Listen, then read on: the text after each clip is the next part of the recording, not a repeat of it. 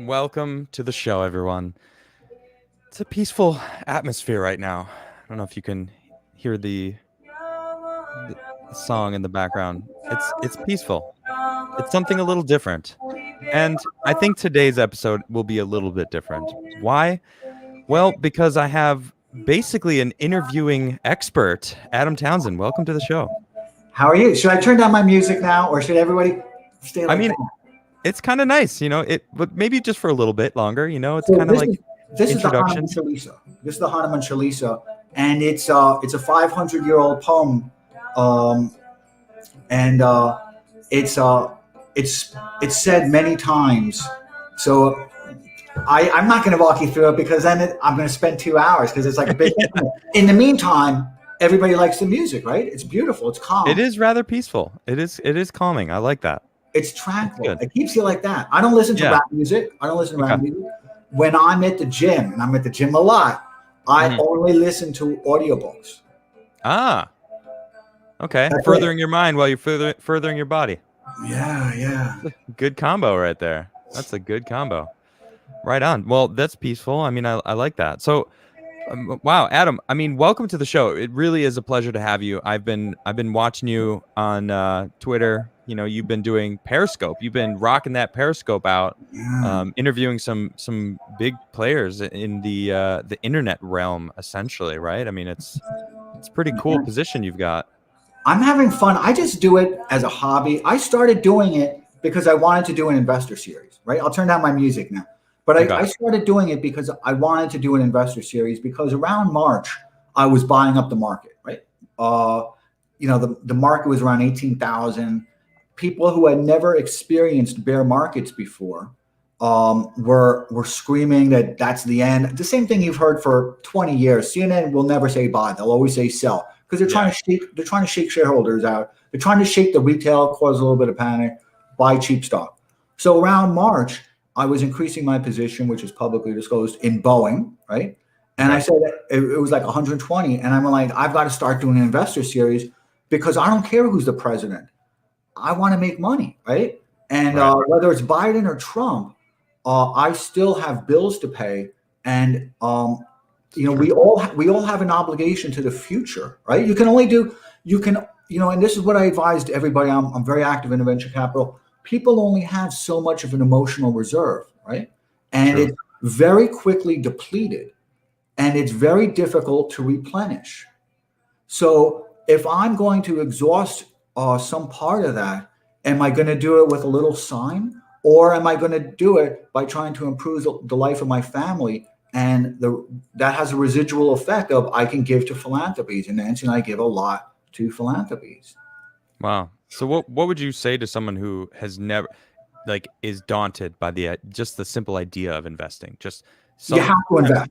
You have no choice. but where Every do you single start? penny Where you do, have. where do you even go? Where does one even Okay. begin to invest? So the world is being cartelized. Let's look at what happened under under Obama, but it really became pronounced right under the Trump administration. When Trump became president, Amazon was around $400 to $600 a share, Okay. and Amazon and the other companies were able to use kind of Trump washing, right? They were able to launder themselves through Trump and essentially create very powerful cartels. Hmm. And we're seeing the emergence of these megacorps, right? So the world, you're young, you're what? You're 31, right? How old are you? 37 in a week. You look good, man. You Thank look you. good. Yeah, I'm 54. I'm 54. You So look good too. 54. Nice. thanks. But you're the male model, right? I was. I don't do that anymore. Yeah, yeah, yeah. But I guess yes, I did do that for quite some time.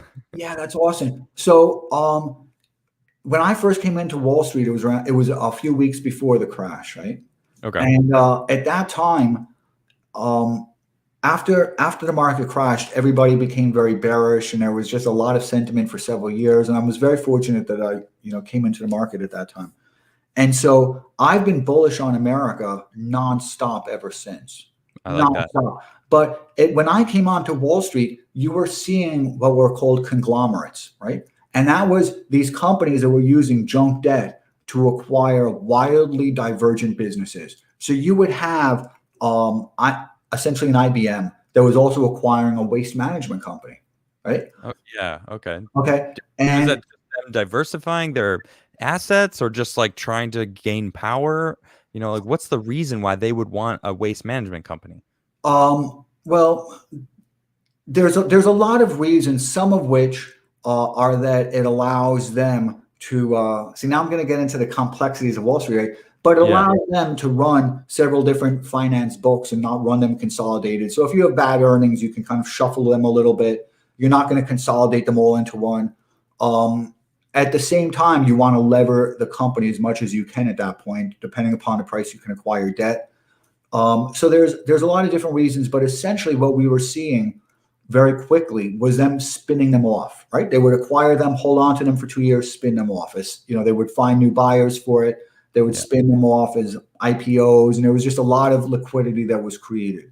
Now, when you say spin them off, does that mean sell them off or? Yeah, sell them off to essentially another conglomerate, right? Okay. And that exchange continued. So it was very high velocity. There was a lot of transactions in those companies that were the downstream companies that were being acquired by conglomerates. Waste management companies, sanitation companies, all that type of stuff was really big. So we were seeing the fragmentation of the world, right? And what you saw in the 90s and into the 2000s and 2010s is the fragmentation of the world. You were seeing companies create little niche markets. Look, my mentor created CNN, okay? He created with Ted Turner. Two people created CNN. Ted Turner was the money. His first hire was Reese Schonfeld, who used to be Life Story. My mentor has left us. His body has left us. But what that really was fragmenting the TV market, right? They fragmented the TV market. There was only around 6 channels at that time. There was no dedicated news channel. They took a chunk of that. That's what they did, right? Then after he left CNN, about 5 years later, he created the Food Network. So now they were going from a niche market down into another niche market, and that trend continued, until a few years ago. And now with the cost of debt, cost of opportunity, there's just so many reasons why we're seeing a defragmentation of the world right now. And you have to buy the defragmenters, and you've got to buy the cartels. The world is being cartelized. So you have to buy the cartels. So when you say what's a good point to get into the market, people were telling me when I was holding Tesla for 10 years that it was a piece of crap. And I can name people's names. They were planting bogus stories in the business journals to try and bring the stock down. That's called shaking the tree. They were trying to get cheap stock to cover their short position. Yeah. And they were all wrong. They were all just making up stuff, and it gets a little bit boring and complex. But essentially, Tesla did pretty well, right? I was right. They were wrong. I've heard the same thing with so many different positions I've had, including Facebook. And the most important thing is you don't think about them daily. One of the mistakes that Bitcoin is creating, it's creating a lot of people that are going to be living on boxes soon, because they're living in boxes, not on boxes. They're going to be inside of them, right? Yeah. And you're seeing this kind of opportunity. You're seeing kind of momentum, and people are jumping on the momentum, which is fine because I bought it at 20,000 too, right? Nice. So you're seeing momentum. You're seeing a trend, right? And you're seeing the self-reinforcing loop, and hopefully it goes to 10 million or whatever it does. But that doesn't mean the person who bought it now is going to be holding it then. And that doesn't mean that the proceeds of that, they're going to invest wisely, because what you're seeing is people's behavior about investing changing. Yeah. It used to be you would buy something and hold it, stick it on your pillow, because it wasn't tripling and quadrupling in a day. Now, people's behavior has been Uberified, right?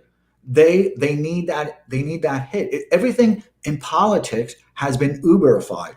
They want an immediate response, and their investments show that. So I've owned Boeing, really heavily for like the last 6 months.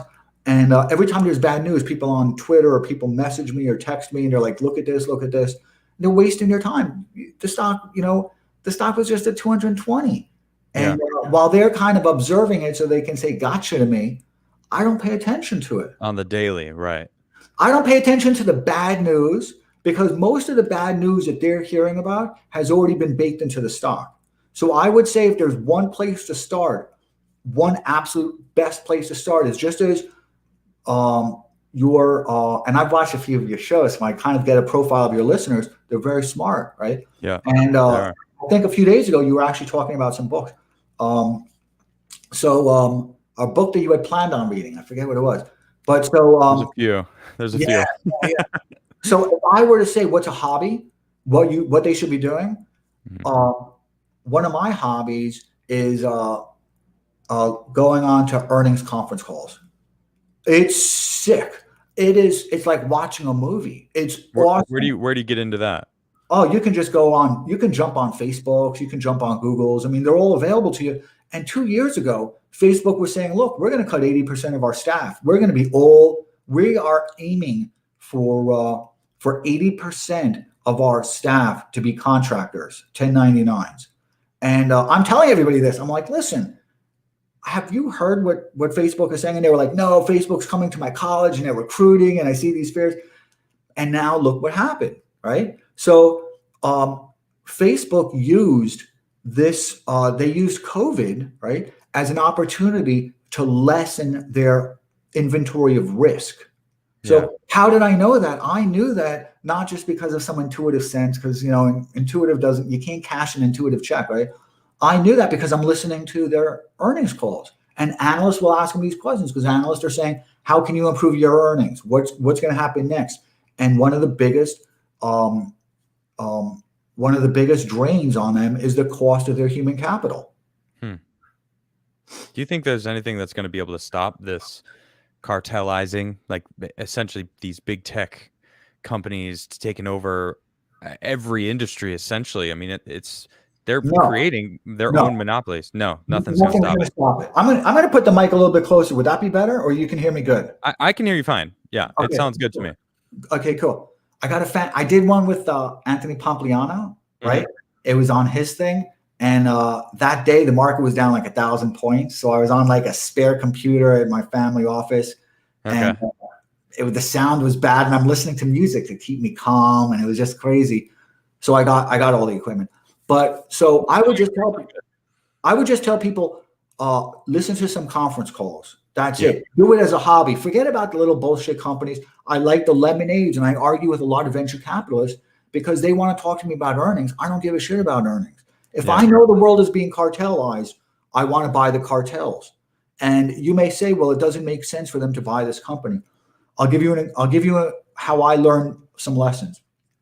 About 2003, Jason Calacanis had a company called Weblogs. And I forget who his partner was, and I knew his Brian Alvey, okay? Brian Alvey, who's a genius, and Jason Calacanis, who I suppose is a genius, he knows marketing and style really well. He knows user interfaces really well.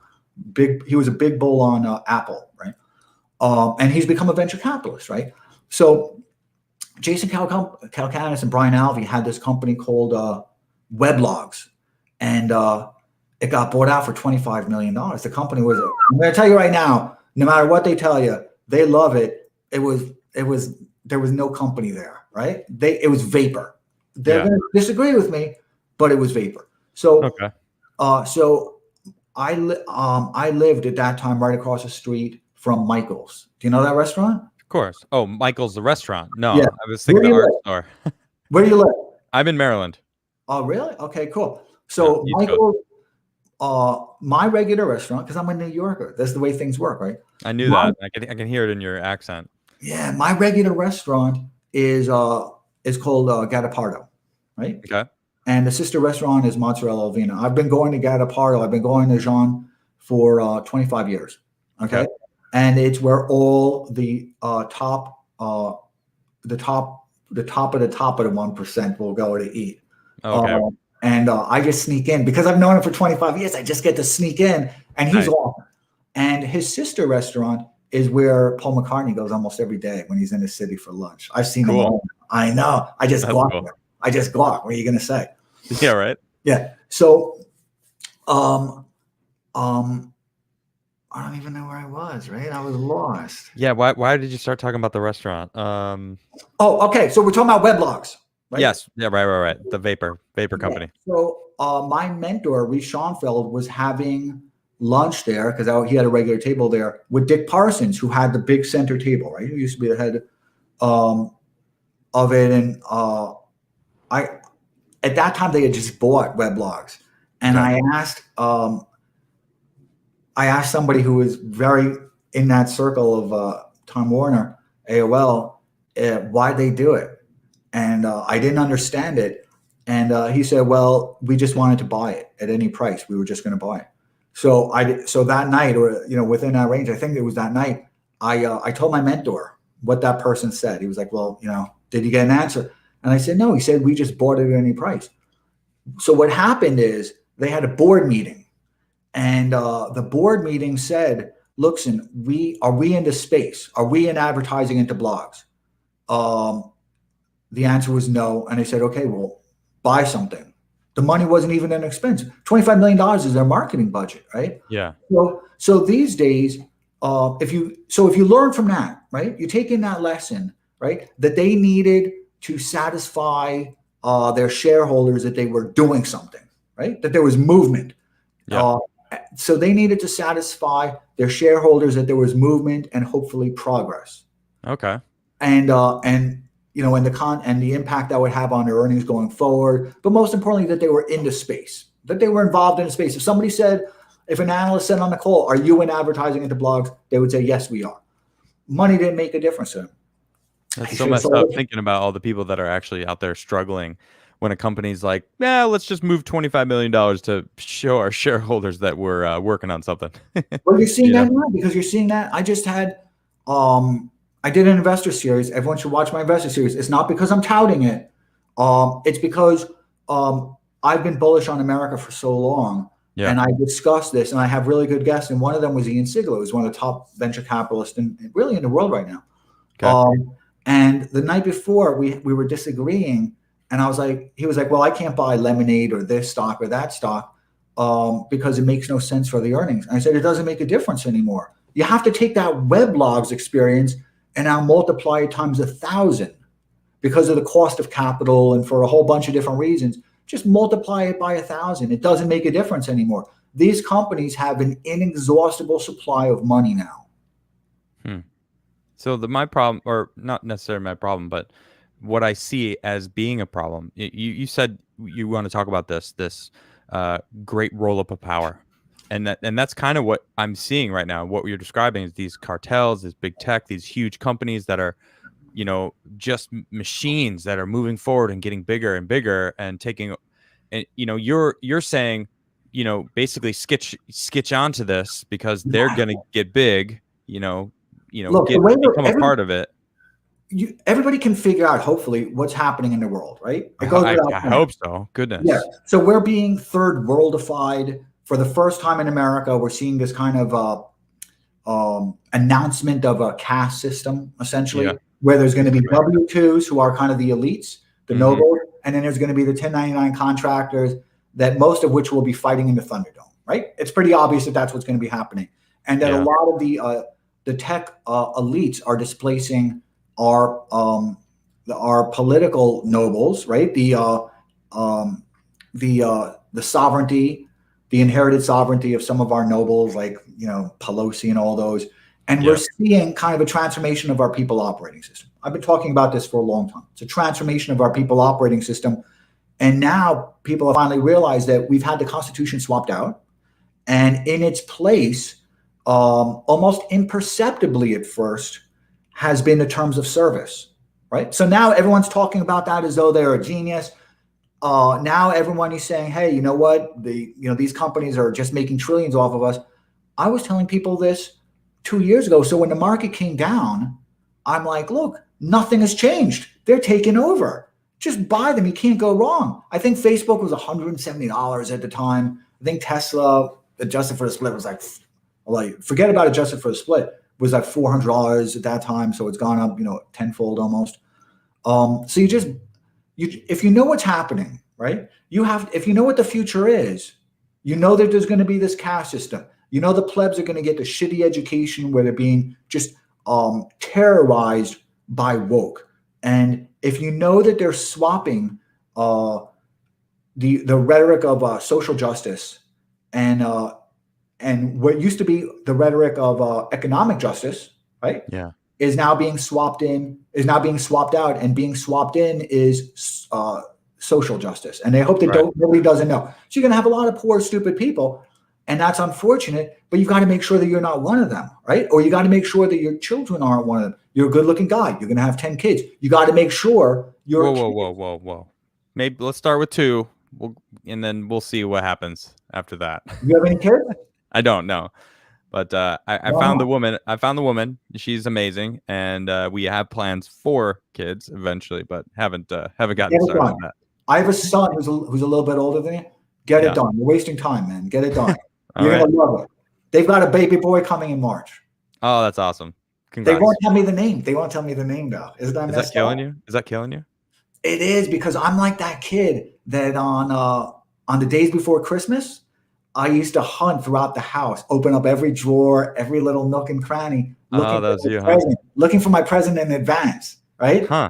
And then when I'd find out, because I'd always find out, I'm devious, then on Christmas Day, I'd have to act surprised about it, right? I'd have to act surprised and appreciative about it. And the worst was when it was a shitty present, right? Yeah. That's the worst, when you know it's coming. It's like, oh, man. I know, right? So you've always been kind of looking into the future and prepping for it. That's what I'm getting, like all the way from when you were a kid. I forgot to share this. I'm going to share this on Twitter. I told everybody I was going to share it on Twitter. Is it on your feed? We're live on my YouTube page. Yeah. Did you post it on Twitter? I did post it on Twitter, and I tagged you, so you can find it. Oh, did you tag me? All right, cool. Yeah, well, I tagged you. It's rude, right? But I'm going to do it because. No, it's fine. Look, good. my show is not the most professional show. I like to have it more relaxed and chill. You know, there's not high stakes. You know, we're having a good conversation, so it's good. So now you just told me to have 10 kids, and I'm like, let's change the subject. No. So now I don't see it. So no, I'm just messing with you. But now I don't see the tweet you did. Oh, really? Yeah. So now what I'm going to do, right? Okay, I got you right here. Oh, I'm going to do this. I just sent it to you. I'm going to retweet it. Right? That works too. I'm going to retweet it. Now watch this. Now what I'm going to do, okay, is I'm going to go to YouTube itself. I'm going to click through the link. So you're going to hear it for 1 second. Now what I'm going to do is, you see? Watch that. Now I'm going to pause it. Okay. So now what I'm going to do is I'm going to share it. Watch this. Nice. Yeah, I'm going to share it. Just watch this. Okay. Wait, what am I looking for? You can't see a thing. I'm telling you to watch this through my eyes. Okay. So, okay. Now what I'm going to do. I'm looking through your eyes. Oh, you see that? You get to hear yourself. Wait. Okay, so now I hear myself. Yeah, get over it. You sound great. Yeah. So now watch this. I hear myself. Okay. Are we doing some trippy YouTubeception? Yeah. Is that what's happening? You feel better now, right? You feel better. Okay. Oh, I felt great. This has been fun. Okay, so now watch this. So now I'm just going to say live now. Yeah, that works. And then should people be thoughtful and join us, I'm going to repeat every single thing that I said. We're going to start from there. So from the beginning, we're going to start all the way over. Welcome to the show, Adam. Thank you for joining. Yeah. Wait, you got to have the music going. The music kept you chill. Oh, we missed it. The music kept you chill, right? The music was good. So now. Oh, man. You know my show, man. I'm chill. I'm chill, baby. You are. So now I'm back. Man. That's good. So, yeah. So if you know what the future is, you got to make sure you have an obligation, a moral obligation to your future to don't suffer it.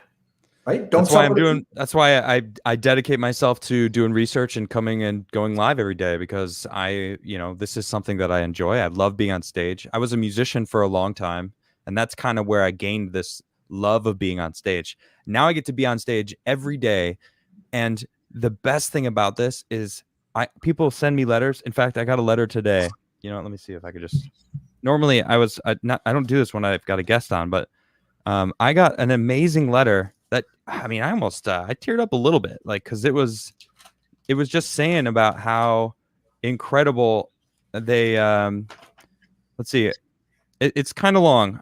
See if I can sum it up, but it's just a little clip here is you're bringing a lot of good to a lot of people, and I just want to say thank you for doing it and hope you keep going. Keep being you, doing what you do, sharing it with all of us. You're doing great. And this is just a little bit. They go on to say about how much that I've inspired them Really? to stand up for themselves, to speak out. My music is part of that. The things that I say, the way that I do my research, and kind of have like a open stream of consciousness of just talking about things that I'm realizing. It's like I have a purpose, and I feel that I have a purpose, and that it feels so good. And it's because it's probably because of Nisha. Is my wife's name. She's helped me. I've always been very good at living in the moment. I'm very good at that, living in the now, being here, and present. But I don't think about the future. Hold on for a second. I'm going to ask you questions. Go ahead. Yeah, ask me. What do you got? Do you do yoga? I don't, but she wants me to. You got to. You'd be good at it. Let me tell you why. I don't do yoga. Right? Okay. Wall Street people and venture capitalists, and I'll give everybody a little background on myself in this moment. But Wall Street people, venture capitalists, and finance people don't live in the moment. We are not conditioned to live in the moment, right? And so we're always living in anticipation of the next quarterly earnings report or our next that we hit our next milestone. We're always living, and even now, I struggle to recognize and appreciate and kind of carry every single moment. That's why I listen to that music. Yeah, it helps you, and you'd be really good at yoga because you won't struggle as much as I've done for 20 years, struggling with awareness of the moment. I don't know. I've tried yoga before, and there's something about my moment, and me being, at one with my thoughts, and someone showing me this is what it's like to be at one with, you know what I mean? There's something that I've kind of grown into my own, like, I don't know, something about yoga. It is physical, you have to physically do moves, and I'm not necessarily, I'm a skateboarder, so I am very physical in some senses, but I don't know. It feels like there's something different. But so let me ask you another question. Sure. Do you meditate? No, but this is something she really wants me to do, is meditate. And actually, many people that are close to me are like, you should meditate. How do you know you're really living in the moment? If you don't have like a practice, if you don't practice something and you don't have a guide, how do you really know you're living in the moment? That's a good question. Maybe you're not living in the moment. Maybe you're just not having an awareness of tomorrow or yesterday. That doesn't mean you're living in this moment. It just means you're negligent about tomorrow and yesterday. There's a difference. I could see what you're saying there, and I agree there is a difference. And maybe you're right. Maybe I'm not necessarily living in the moment, but I think it comes and goes. I was just talking today. I used to smoke a lot. I don't know if you've ever smoked pot, but I used to smoke. I don't smoke anymore. I don't do pot. And well, I used to, and I feel like my mentality has changed a lot since I don't do that anymore. And I'm glad I don't, because it kind of like it gave you like a disconnect between reality and life. And now that I have not smoked for a long time, it's been a while since I don't even miss it. I don't think about it, but I used to, a lot more prevalent when I was, I was a skateboarder, a musician. It was just like kind of like a part of everyday life. Now that I don't do that anymore, I realize how much more in the moment I am now, because I have something to compare to when I was so disconnected. And I feel like what you just said, like, how do you know that you weren't just not thinking about the future? I'm going to give you an exercise right now. I'll give everybody an exercise that I learned, right? Because I came out of Wall Street, and I'll give everybody a little bit of my background. I left school. I went to college for 1 year, right? Yep. And I was like, this is a waste of time. I couldn't figure out why people, ever since I was a little kid, I knew essentially I wanted to be a salesperson, right? Because I knew that I had charisma. I knew that I was very intelligent. I know I have a cognitive intelligence, which is helpful, right? And so in that type of way, there's artistic intelligence. There's lots of different ways intelligence expresses itself. So I knew I wanted to be in sales. I knew I wanted to be in finance, and I knew that I was going to be an executive in a large company, right? And at that point, I would no longer be in sales. I'd be in charge of revenue, or I'd be the CEO of it, or I would found the company. So I knew that, but I didn't know what I was going to do, but I knew that that's what was going to happen. So I always read books with that kind of ambition, I suppose, right? Yeah. And when I got to college, I was like, this is a waste of time. I don't need these courses. These courses, I saw my future. I was like, these courses have nothing to do with what I'm interested in. I don't care about your remedial English or whatever English they put me in. You know, they automatically stick you into these things. It was like 100 English, whatever it was. They score you on a thing. And I was like, I'm not interested in this. I've been, I want to go into finance. I want to go to Wall Street. I knew what was happening. So I cold called into about 15 different firms. And back then you had the New York Times, right? And you would look through the New York Times as Sundays and you would mark them off. I'm 54. If somebody here is as old as I am, then they'll remember those days, right? And we used to go through the Wall Street Journal, the New York Times classifieds Sunday. We used to go through them. I cold called into about 20 different firms. I cold called into, I got about somewhere between 7 and 11 interviews. I finally had a choice between Goldman Sachs and Grunthal and Company.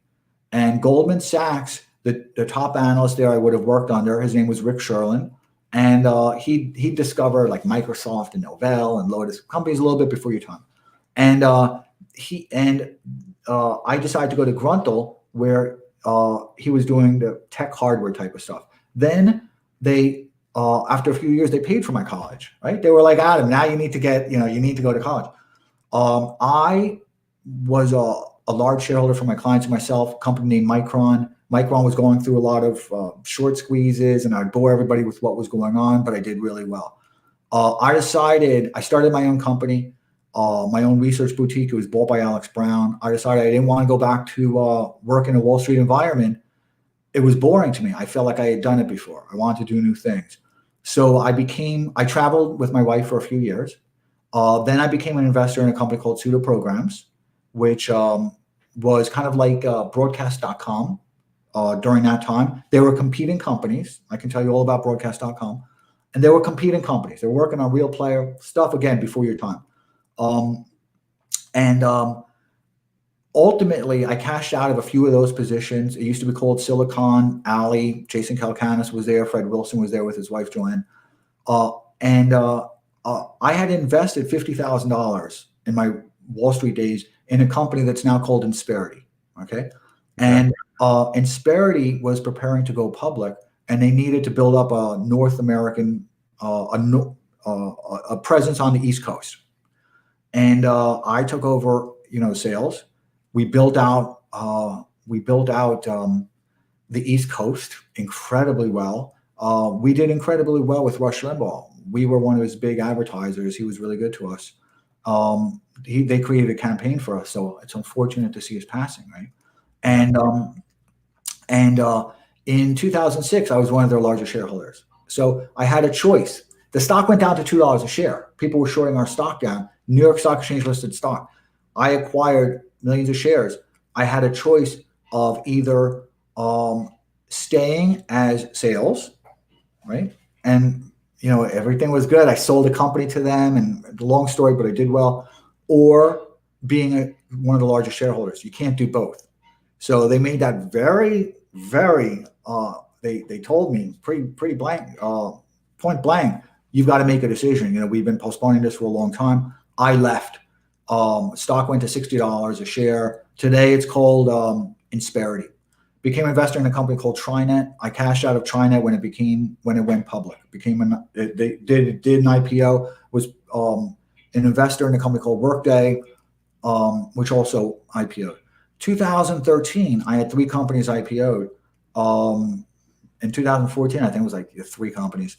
By 2014, and I was massively depressed. Right, I was massively depressed because I always lived in anticipation of earnings tomorrow. Right, Yeah. I'm always planning for earnings tomorrow. I'm always waiting for the next earnings call, for the next event to occur, and I no longer had that in my life. Right, I no longer needed that in my life, and I knew when I was a kid that I was going to retire early, but I never thought of what I was going to do when I retired. I just knew it was going to happen, right? You think that's where Bezos is at right now? Now that he's stepping back from Amazon? No. Focusing on space? Oh yeah, he's going to be a trillionaire. It's not even any him. And Musk hopefully will be have a little bit more money, right?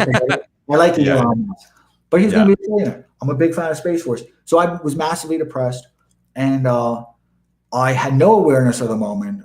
I had no awareness even of the past, right? So when I would meditate, when I would try and meditate, my mind would move around too much. I couldn't hold my thoughts back. So Okay. here's an exercise I learned, right? And it's so easy, but it shows you the way your mind works. So I guess we shouldn't do it now, but when you close your eyes, right? Okay. Do it with a stopwatch, right? Close your eyes for 1 minute. Don't do it now if people don't want to do it now. I was going to do it right now. No? All Okay. right. Go ahead. So then Explain. we're going to No. Let's just explain it, Don. So Yeah. when you close your eyes for 1 minute, it's actually might be very excruciating to you. And let me tell you what happens. These are natural processes in the mind. What happens is the mind wanders. You're thinking about your mind time travels, right? You're thinking about meetings that you had, right? Yesterday, you're thinking about meetings that you're going to have tomorrow. So the first thing is the mind time travels, right? The second thing, and this is proven, this is scientific. These are all proven. I mean, they have sciences around this. Yeah. New sciences, behavioral sciences, which they didn't have before. So another thing that's going to happen is you're going to question your own identity. So Adam Crigler is the type of person. You've already helped me understand your identity.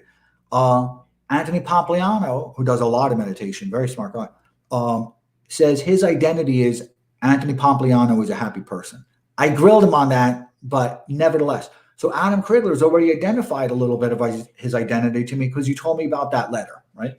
So when you're thinking, when you're meditating, your mind's going to travel, and then you're going to be thinking about your own identity. Adam Crigler is the type of person who. How do you think about yourself? How does your mind treat itself as a client, right? So you're going to be thinking about Adam Crigler is the type of person who. Now, when I was working nonstop for 30 years, I thought of myself as Adam is the type of person who can get things done, that's reliable, that can close deals. If he says this is going to happen, then it's going to happen. He's reliable, that will always exceed expectations, that can represent, himself and his companies well, and he's very candid. I thought about those things. All my identity was work related. Nevertheless, when people shut their eyes, mind time travels. Other thing the mind does is it says to itself, Adam Townsend is the type of person who, and it ponders that. It really does. Then the other thing is your mind is saying, how do you want me to think of myself, right? You're a client of your mind. Yeah, and so, I agree with that 100%. Yeah.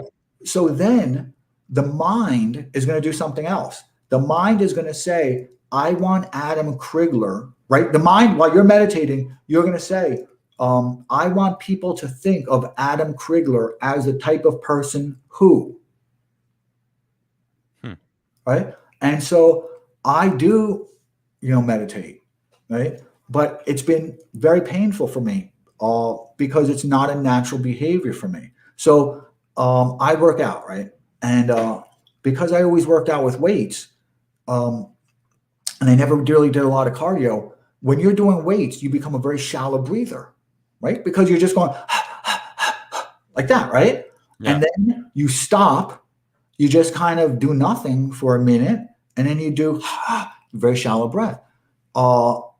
That's not a good thing. So I even have to practice breathing. And Jim Shaughnessy and I have discussed this a lot because both of us are meticulous log keepers. I keep a note of everything I've done that day. I actually have a daily planner. Right? Yeah. And on my daily planner, I'm going to include, what my schedule is. I have a lot of businesses in India, so I live in two time zones. I live part-time in Bengaluru, India. And and I'll think about what I did that day, right? And as I'm doing it, I have slots for myself, right? So I slotted this time, right? And but I also, more important to me, is something I learned from Seneca, because I didn't have parents who understood me. I'm a nuclear reactor. I'm a nuclear explosion. I didn't have parents that knew how to deal with a nuclear explosion, right? They were lower middle class people. They didn't know what to do with a kid that's a nuclear explosion, right?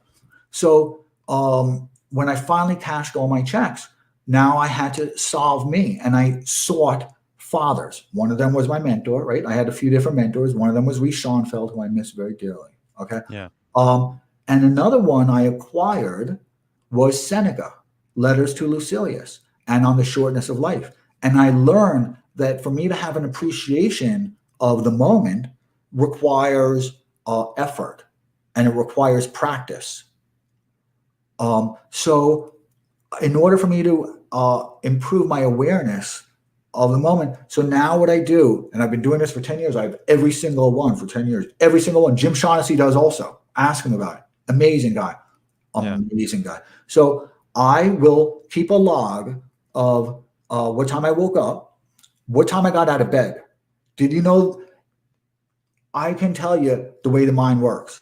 And if it takes me a long time to get out of bed, from the time I wake up to get out of bed, it means I'm going to be somewhat depressed, right? Because I have to have an awareness of my depression, because my baseline's a little bit low. So, and I can match that up. So then my schedule, because I deal with India, begins pretty early, 6, 7, 8 o'clock in the morning. I'll in my notations, in my daily planner, I'll say, did I speak too much? And I'll go back and kind of have a recitation of the conversations I had during the day, right? Okay. And I'll think, in this conversation, did I speak too much? Did I listen, right? Just kind of an awareness of myself, right? And then I'll say, did I deceive myself or others? Because one of the things I've learned is how easy and how destructive it is to deceive yourself or others.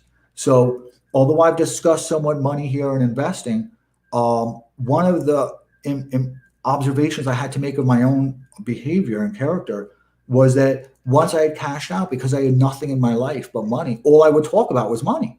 Yeah. And I had to have an awareness of that. So that's how I learned of that. And if I were to do one right now, I am doing one right now, but it has to do with my businesses in India and learning languages and a few other things. I have hundreds of different iterations. It depends on what behavior I'm trying to observe.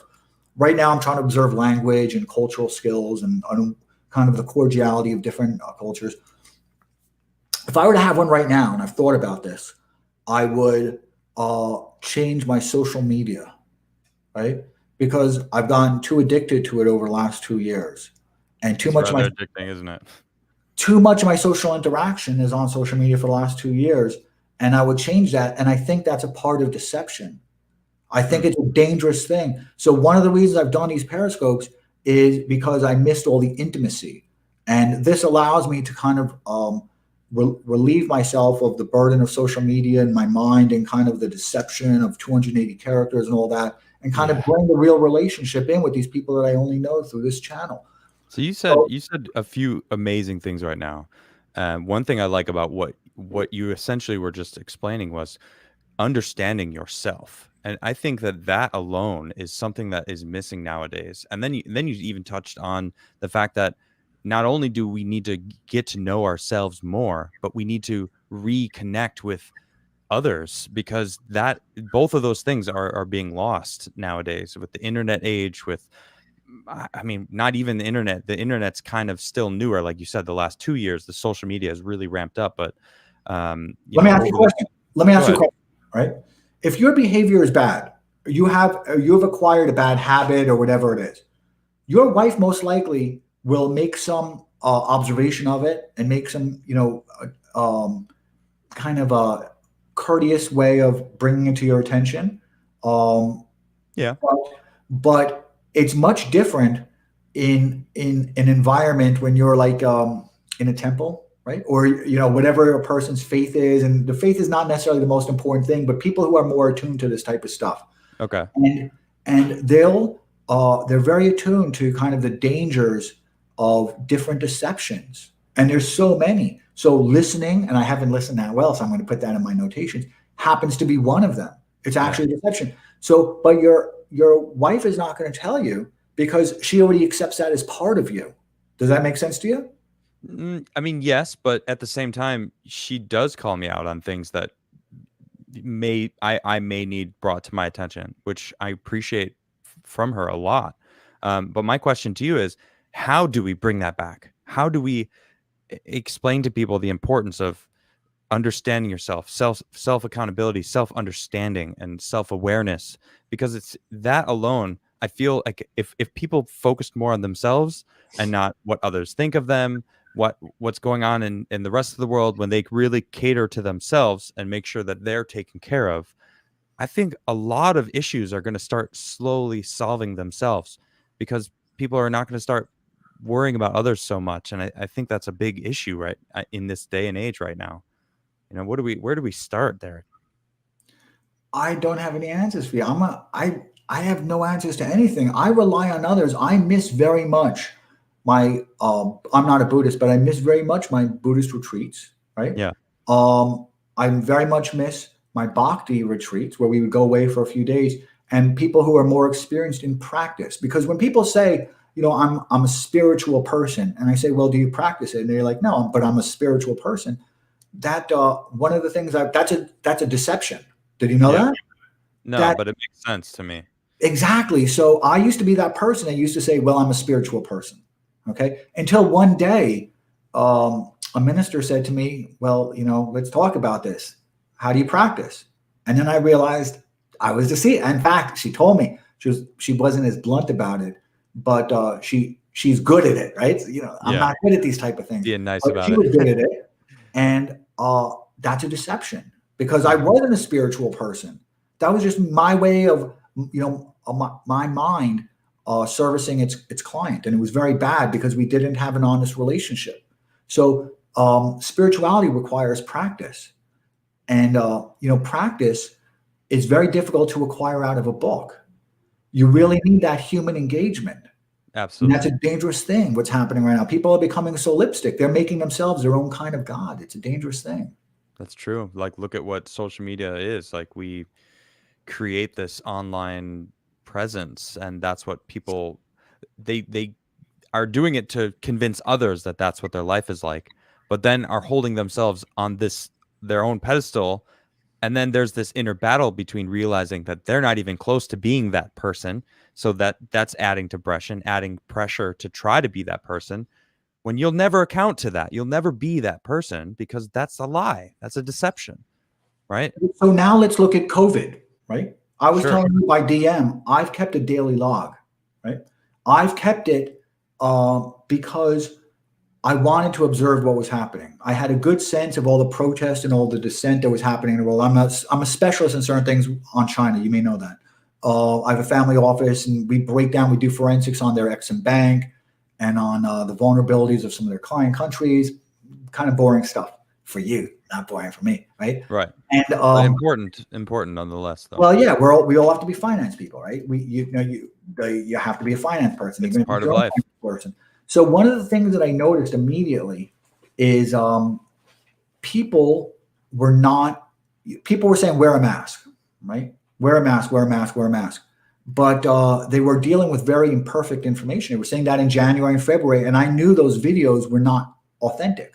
I Right. knew, because I know a lot about you know a lot about China and their diplomacy and the language that they use, and I speak a good chunk of Mandarin. I knew they've got something called discourse power, which means that if they didn't want those little blurbs of those little videos of people spontaneously trembling and then dying on the streets, if they didn't want that circulating on Twitter, it never would have circulated on Twitter. So, and I knew that in December of 2019, in the months preceding, they were having a lot of social disruption, a lot of social dislocation. They had real problems with, Trump's trade. They were really on the losing side of it. They're having a big problem with inflation. They're having a big problem in a whole bunch of things, right? So I knew that there was a lot of protest in China. When they protest in the mainland, people die. It's not like it is here. It's not like BLM over here. Okay, the way it is here is not the way it is over there. China, you disappear. That's it. You're dead, basically. Okay, and you're certainly separated from your family is kind of a best case. They have a 99.9% kind of execution rate, and they don't have a judicial system the way we do.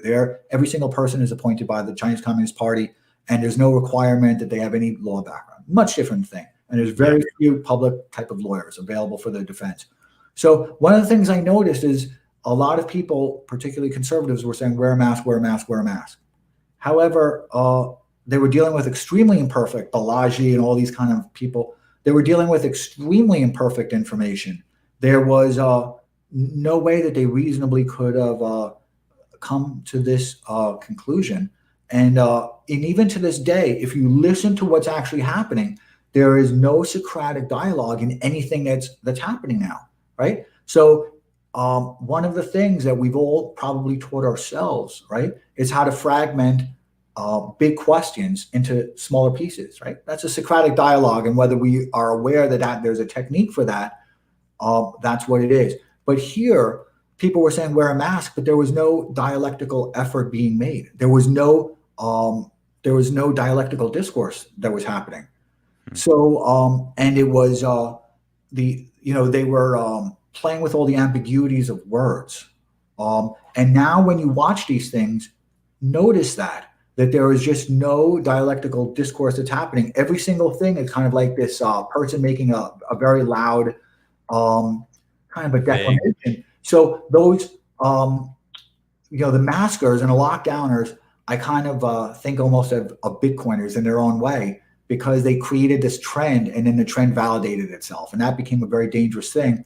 And trends can be a valid strategy that can defeat a rational market. That's what we're seeing with Bitcoin right now. And just as it is with Bitcoin, and Bitcoin, I'm not criticizing Bitcoin. I'm only making this small kind of connection between the two of them. But the complexity of the COVID environment has, like Bitcoin, has a lot more complexity than somebody who's just on Twitter learning about masks and a little bit about the flus has a lot more complexity than an eager, casual person can comprehend. So it creates a lot of distortion. So what I saw January, February, March is a lot of distortions that were happening. A lot, and I think of Wall Street. So I'm I'm a big kind of George Soros reflexivity type of person. So I was seeing a lot of that theory of reflexivity applied to that's usually used in the financial markets that were being applied to social engagements. And I saw the same mechanisms being employed by media. The media was not just a participant. They were really the culprit, and they still are. So I created this. So I created a log, and I created it as soon as I saw the reaction that the conservatives were happening in January, the reaction to just a whole bunch of things. And then, as is kind of like the etymology of these type of things, it's become something much larger. So now I've actually got a staff helping me out. It's no longer just about COVID. It's about it. It's got about 50 different segments in it. I do have a team that that helps me out with it, and I'm trying to chronicle like Thucydides. I think of myself as I've read History of the Peloponnesian War probably about 6 times, and I think of myself as Thucydides. And I think of this as being my Peloponnesian War. And just as that was the first revolution, perhaps this is the last revolution. And I think what's happening now is the prequel to the science fiction movies that you've seen. And I was telling you about this on DM. When you go to a science fiction movie, right, as soon as you sit in a theater, you're already immersed in the future. You're already inside Blade Runner. You're already inside whatever it is, Total Recall, whatever movie you're watching, right? So there's not a lot of pondering. I just popped up that the Dark City image here because you mentioned it. You did that, and I watched it, and I checked it out and watched that, and I mean it's I see what you were talking about. Now, I mean, by the end of the movie, I was like, all right, well, then it became like this sci-fi movie, but the mind control and the manipulation of what they were doing, is basically what we're seeing. Like you're talking about how the social media was and is now still making a significant difference in the way the masses think. And it's Oh yeah. That's frightening to me. Yeah. So, and I know the Alex Proyas. After all those Dark City references, we wound up connecting, right? Because I guess I was Yeah. getting a lot of activity, and we had Yeah. a 3 hour conversation actually about it, and and we discussed COVID actually, because COVID, to me, the way I look at it is the same way that you've seen that kind of hopefully maybe forensics on QAnon, Hmm. right?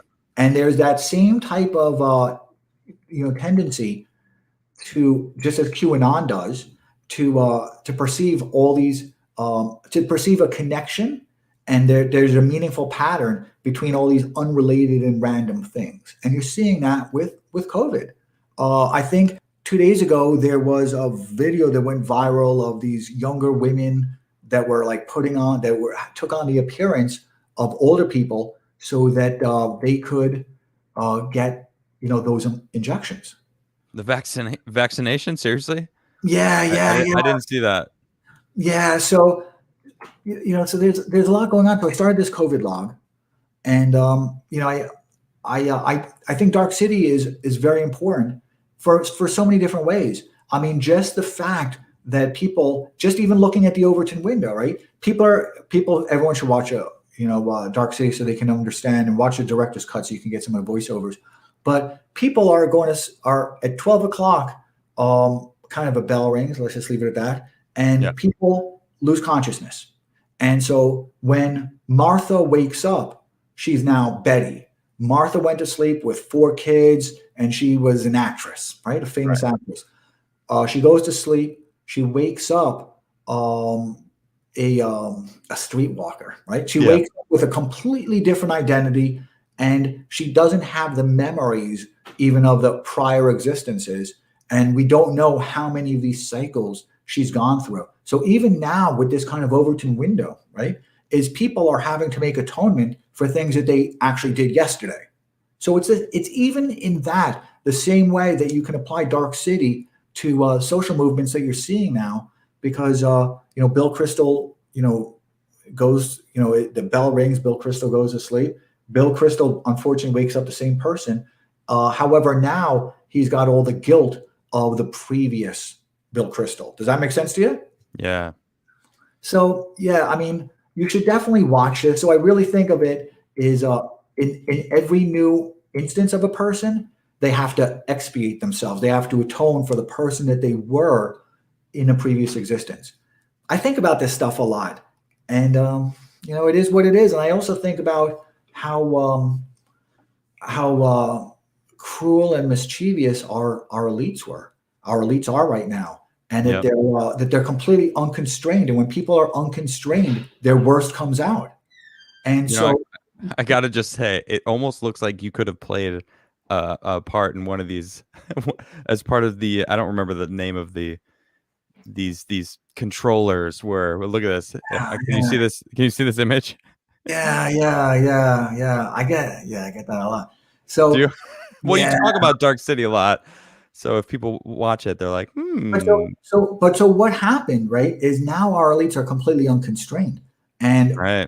we are now seeing the worst come out of them. And historically, what would happen is there would be some type of people would starve and they'd kill the prince, right? Or a Yep. new prince would come in and he would make peace, or there's just, we can go over Machiavelli and the prince, and a discourse on Livy, political science. Nevertheless, people would get hungry, they'd kill the prince. People would be dissatisfied, they would be paying too much in taxes, they would kill the prince, whatever it was. So, because historically poverty and hunger make people industrious. Yeah. So now what you're seeing is the elites taking out that. So they're taking out the poverty, they're taking out the hunger. So you're also taking out people's industriousness. Hmm. What do you see happening? What is Uh, the path here? I'm very optimistic. I just think we're going through a transformation of our people operating system. Okay. So I'm hopefully everybody knows I'm extremely optimistic, and perhaps I sound to you maybe pessimistic, but that's because you have a nostalgia for a republic that hasn't existed for several years, and you might mourn the loss of our constitution, but you never read it, right? You can't be impiety. You can't suffer in impiety if you were never pious. If you never learn the Constitution, you're not really sure what you've lost. You just know that schools are teaching crap, that this is happening, that that's happening. So, you know, I do see what's happening with the elites. You know, it's kind of hard to miss. I Yeah. do see kind of the intra-elite squabbles, right? There's an inelastic demand for some of these, you know, for the elites. And I think that you're seeing a lot of social disorder because the elites are trying to preserve their power, and they're very afraid of giving, you know, that power up, and they've got all the levers that are needed to affect change that benefits them with much less efficacy and effort than, you know, as you saw with Trump, than, you know, Trump and his insurgency could employ. Yeah. So I think about this stuff a Insurgency. lot. It's kind of boring, I guess, but I do think about it a lot. I mean, everyone should. I mean, Yeah. it involves everybody. Everyone's affected by all of this, you know. So, I mean, it should be on everyone's mind what's going to happen moving forward. You know, we see these governors that are not releasing their emergency powers, even though they have no need for them. You know, North Dakota just made mask mandates illegal, so you're not allowed to even do it in North Dakota. And it's like, so we have different states now making completely different moves. And then look at what just happened to Texas. Texas asked the federal government, hey, we need to basically go against your environmental regulations to handle this storm, because people will die, and we know that they will. And the federal government, more importantly, the Biden administration, said, no, sorry, we're going to adhere to this. And then people started dying, and then they were like, we have to do it now, and then did it. So it's like the powers are clearly being used to control people, and it's not like we the people. Does that even exist? Like you said, I didn't read the Constitution. You're right. I haven't read the full Constitution. I can't cite the Constitution right now. You're right. It's like it's something that it's an idea that I'm familiar with, but I can't state it. I feel free still, but how long is that going to last? You know, what is it? Am I deceiving myself? You know, is it just the one big illusion? So what I think has happened a lot, and it's kind of I don't know if I would say a blight, but it's kind of it's interesting for me to observe, is that your generation and the generations that are coming past are they're working on in a factory. Okay, so I grew up, you know, where me being industrious in that way because I was hungry, right? Is when I joined a company, I was permitted to walk into every department, the marketing department, the sales department, whatever it was, even the mailroom. And I saw the living organism, right? I didn't just see the arm of it or a couple of its fingers. I got to see the entire thing, right? So I got to get a good system view. I wanted to understand the system view, and everybody was helpful to me in acquiring a really good system view of things. But kids today are not learning that. So what's happening? Not only are they not learning it, but it's a bad thing within their job, because everybody these days, if they're a tech worker or whatever it is working on an assembly line. And this is what happened with COVID, right? Everybody today is working on an assembly line. So what happens? I'm going to put my soda down. So what happens is, imagine you're working on an assembly line, okay? You're like Lucille Ball, right? And Ethel Mertz, and you got the chocolates coming to you. You didn't see that, but what I said is really funny, right? So I know what you're talking about, actually, but go ahead. It's funny, right? What I said is funny. I think it's really funny in a moment. So you're working on an assembly line, and then a product arrives here. You stamp it, and then the product leaves. Before the product arrives, you have no awareness of it. You know that product's going to arrive on your shelf, right? And you say, you know, it's going to have this type of dimensions, but that's about it. You have really no awareness of where it was before, its history, and all the effort required to manufacture it. You know nothing about it. All you know is that the product arrived at your station, you stamped it, and then it got sent off mystery, right? Like Smurf's Guide to Making Millions, right? So step one is it arrives there. Well, actually, it's not the Smurf's Guide to Making Millions, but nevertheless, it arrives, mystery. You stamp it, it leaves, mystery. And that's what's happening. That's what's happening with COVID. It's the reason people can't even ask questions. People, if you take a look at what's happening with anything, with global warming or whatever they call it now, climate change, but particularly with COVID, because of all the news cycles, people are not asking questions. There is no mind effort.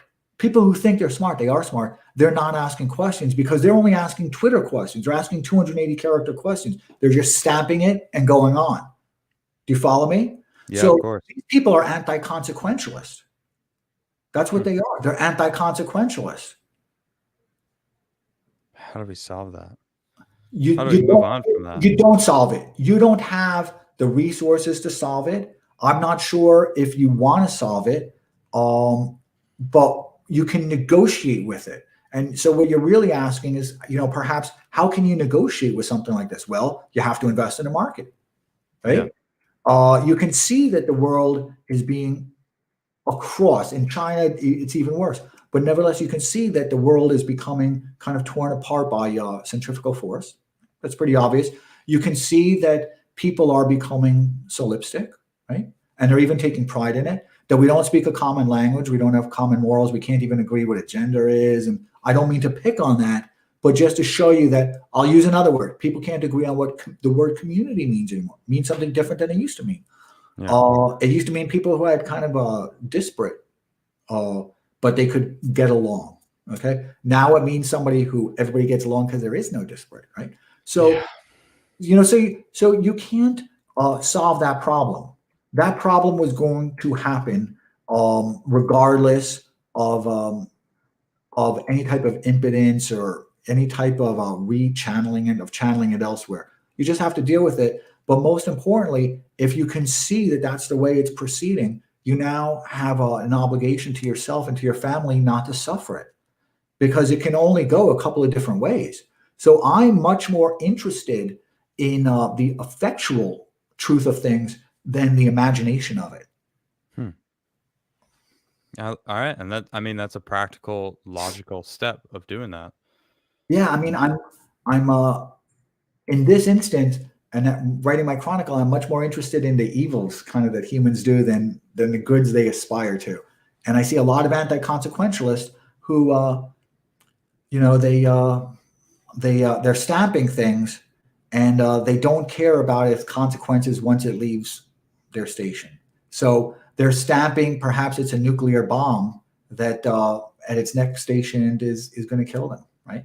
So they just have no awareness of it. So they were stamping COVID with their little imprint in Yeah. in January, February. They were saying, well, why can't America build hospitals as quickly as China can? I can discuss that in detail. And you were seeing CBS, you were seeing PBS even advocating for a type of temporary communism here. And I've got that on record also. I've had to hard copy everything because they're changing history as we speak. And in fact, when you take a look at those National Guards, because I've got a thing on the militarization of the police, I've got another one on the rioters. I mean, it's just really, I try not to get lost in the intricacies of my own creation. So I have a staff helping me out now.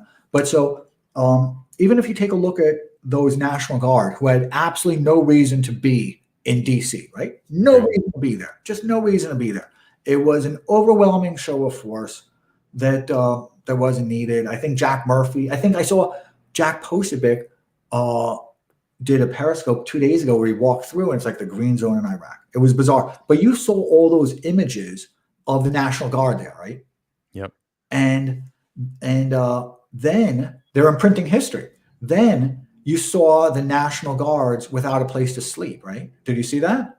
Of course. Yeah. Okay. And then they shoved them into the parking lot, Okay. So they're creating history. They're not interested in whether it's true today. You have no power. You're a pleb.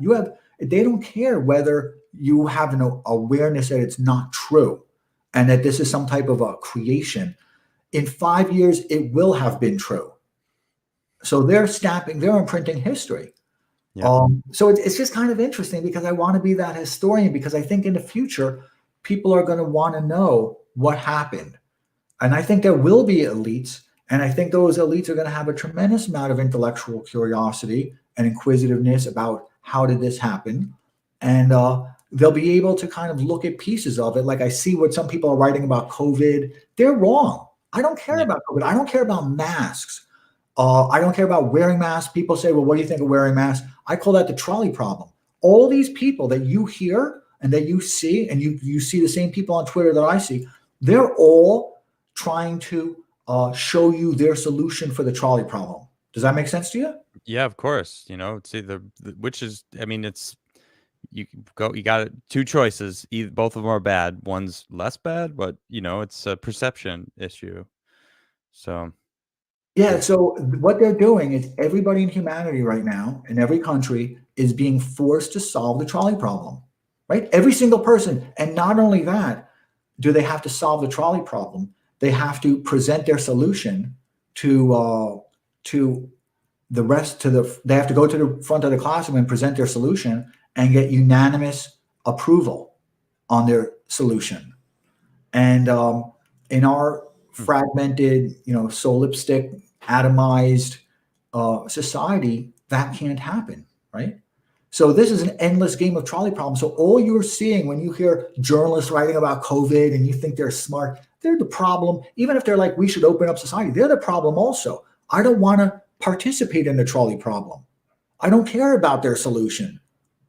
I don't care. You cannot engage with the trolley problem, and you have to think about it like that, because people are making you choose. Well, look, in this case, you'll get a herd immunity, this and that. Don't engage with that. They're trying to persuade you of their solution to the trolley problem. They want to talk about vaccines twice a day and this type of vaccine. They're trying to present to you their solution for the trolley problem. yeah, And the only way out of that self-reinforcing loop is to get off that ride. get off the trolley. You have to do it. And when people are talking to you about it, you have to let them know you're stepping away from it. Mm-hmm. That's not easy. I think about this a lot. Yeah, it's not easy. You have to be willing, no matter what. You have to be willing to break a sweat in your mind. You have to. And so what happens is, if you're not willing to, let's say somebody tells you about the solution for masks or whatever it is. Well, we shouldn't wear masks. We should wear masks. Only this people. That's their solution to the trolley problem. They want your agreement to it. But the difficulty is they're really not willing to break a sweat in their mind. So I'm kind of an expert on this stuff. I'm truly a specialist. I don't discuss any of this with people because no matter what, at the conclusion, I always arrive at some type of an aphoretic ending, right? It's just kind of ironic. There's no resolution. They have no interest in a resolution. And all they do is they try and divert and to move their chess pieces off the board. Right? Yeah. So these people that I get into conversations with, they've got no type of like a sophistical type of regimen. I'm not saying that they're stupid people at all. They're very, very intelligent people, but they've got no type of sophistical regimen, way of arguing themselves. They don't even know how to ask good questions. So I'm not interested in people's answers. I'm very interested in people's questions. And you have to be willing, essentially, to break a sweat in your mind. So if the other person is not willing to break a sweat, you're going to come to a very aphoretic ending. And unless there's going to be a real kind of regimen to the questions, you're just going to wind up they're just going to wind up catching you in kind of the ambiguity of language. Yeah. It's all that's going to happen. It's going to be some type of an heuristic, endless loop of them trying to catch the ambiguity of language. Mm-hmm. So you can't engage in it. You have to you can't try and solve the trolley problem. When people are trying to engage you have to be aware of it, and you have to tell them, you have to step aside and you actually have to tell them. Well, it seems like, you said earlier, like, you might think that I'm a pessimist, but because you were saying that you're an optimist, but there's a big difference between like negative energy and realistic thought, realism. You can be an optimistic realist. Yeah. And that's what I think that's more what your vibe is. You're I love America. I told people with Trump, I don't give a shit about Trump. I told people with Biden, I don't give a shit about Biden. Look, the fastest roll up of power was happening, with Trump, right? And and I knew that it was going to happen a lot faster under Biden. If Hillary was president, it would have happened so fast your head would spin. She would have had TPP in there. She would have had it would have been a wreck. And I don't know if you've ever read any of my threads, but I write a lot about VAT taxes and Green New Deal because I do a lot. We don't need to get into the. Yeah, I do a lot of forensics on it, but nevertheless, I don't really care about that stuff. And I've told people what I care about is Space Force. You've heard me say that, right? Yep. I've Space cared Force. about Greenland. If Biden were to buy Greenland, screw everything else, he would be one of the greatest presidents in American history. You think If not, he would actually do that? I know Trump was trying to do it. well, the problem is Biden wouldn't. And He that's wouldn't. a big problem. So I care about policy. Let them do all the BLM and all this other type of stuff. Let them do as much of this fight for Jolie because we're going to lose that battle, right? I disagree with it. I think it creates kind of, I think we're creating a corruption. It's we're corrupting the body of the public with that type of stuff. But we already know that the world's being turned into a caste system. So we just have to make sure, they're not doing that to us and to our family. So I care about acquiring Greenland. If Biden were to do that, I would love it. I'd be like, this is incredible. I care about Space Force. Yep. And I don't think he's done a good job of Space Force. I think he's actually, and his spokesperson spoke very poorly of Space Force. You talking about Biden right now? It's going to create millions of jobs. So they want to make it green. Now, the problem with green is it affects the distance. It affects how much payload you can carry. True. And it also impacts the acquisition of talent, right? You've got to bring in talent. You've got to attract and retain talent. But now if I have an obligation to find this type of person, that type of person, there's a scarcity. Yeah. Get rid of meritocracy. And it's like, we can't. Yeah. You have we got to have the best people on the job. Well, we need Space Force. It's going to create millions of jobs. And if we don't do it, if we have 1,000 genders kind of in a cislunar orbit, China won't. And it's a war. We are in a war. I care about winning the war. So I told everybody for years, I'm a huge bull on the market. I've been right. I told everybody I don't care whether it's Trump or whether it's Biden. I knew Trump was going to lose. I think you probably know that. Mm-hmm. It was 100% that he was going to lose. And I was 100% certain he was going to win in 2016. I didn't think the elites would let him get away with it again. That's the mischievousness of the elites. The shadow cabal, as the Times article said. I didn't read the Times article. It's in my thing. I didn't read the Darren thing that Darren sent me about that guy Sidnick. It's in my thing. I'm right now. There's just so much. Again, I'm trying not to get lost in the intricacies of my own creation with it. But and it's just very interesting that the mechanisms that they're employing, they're getting kids to really despise whatever's familiar, right? And that was the same thing that they did in China during the social revolutions. Is they were calling it the four olds, where they were tearing down the old rituals. So and instead they're becoming kind of worshippers of every new extravagance. So they just want to put a lot of extravagance in these kids, and they're creating a They're creating psychopaths. And I did a Periscope with Alan Bukhari, who works for Breitbart News, and with Chuck Pazesky, who is just a brilliant guy. And he said at some point that they're I forget the way he worded it, and I don't want to misrepresent his language, but he essentially said that they're creating psychopaths, and it's going to be a bad thing. So when I look at Twitter and I look at what everything that's happening, I'm really looking at sucking down information. And one of the things that I've seen on Twitter, particularly with COVID, right, is I see people and I think to myself, I don't interact with them about it, but I know they're wrong. Again, I just don't want to get into the trolley problem with them. But I wish they were as quick in anticipating what is said, and I wish they were a lot slower in foreseeing the consequences. Does that make sense to you? Definitely. Yeah. Everyone just nobody wants to face reality. That's really what it is. Adam, we got to get to some super chats. I feel like I know your periscopes tend to go long because you have a very good way of it's like a stream of consciousness. You just kind of go with it just flows out of you. But we definitely got to get to some super chats. I see some interesting questions that we'll probably get to. The first one here is from Commander. Says it's a hefty super chat. Thank you very much, Commander. It says, "Hey Adam, thanks to people like you, I came to the decision today that I plan to run for my House seat in North Dakota next year. I have no clue where to start, but I can't just watch this all happen anymore. As a veteran, I can't stand it. Wish me luck. Your supporter, Anthony Bergen." Thank you so much for that. See, this is the kind of thing that I read that letter. I feel such immense privilege and gratefulness to people like this. Anthony, thank you very much for that super chat, and May I wish you well.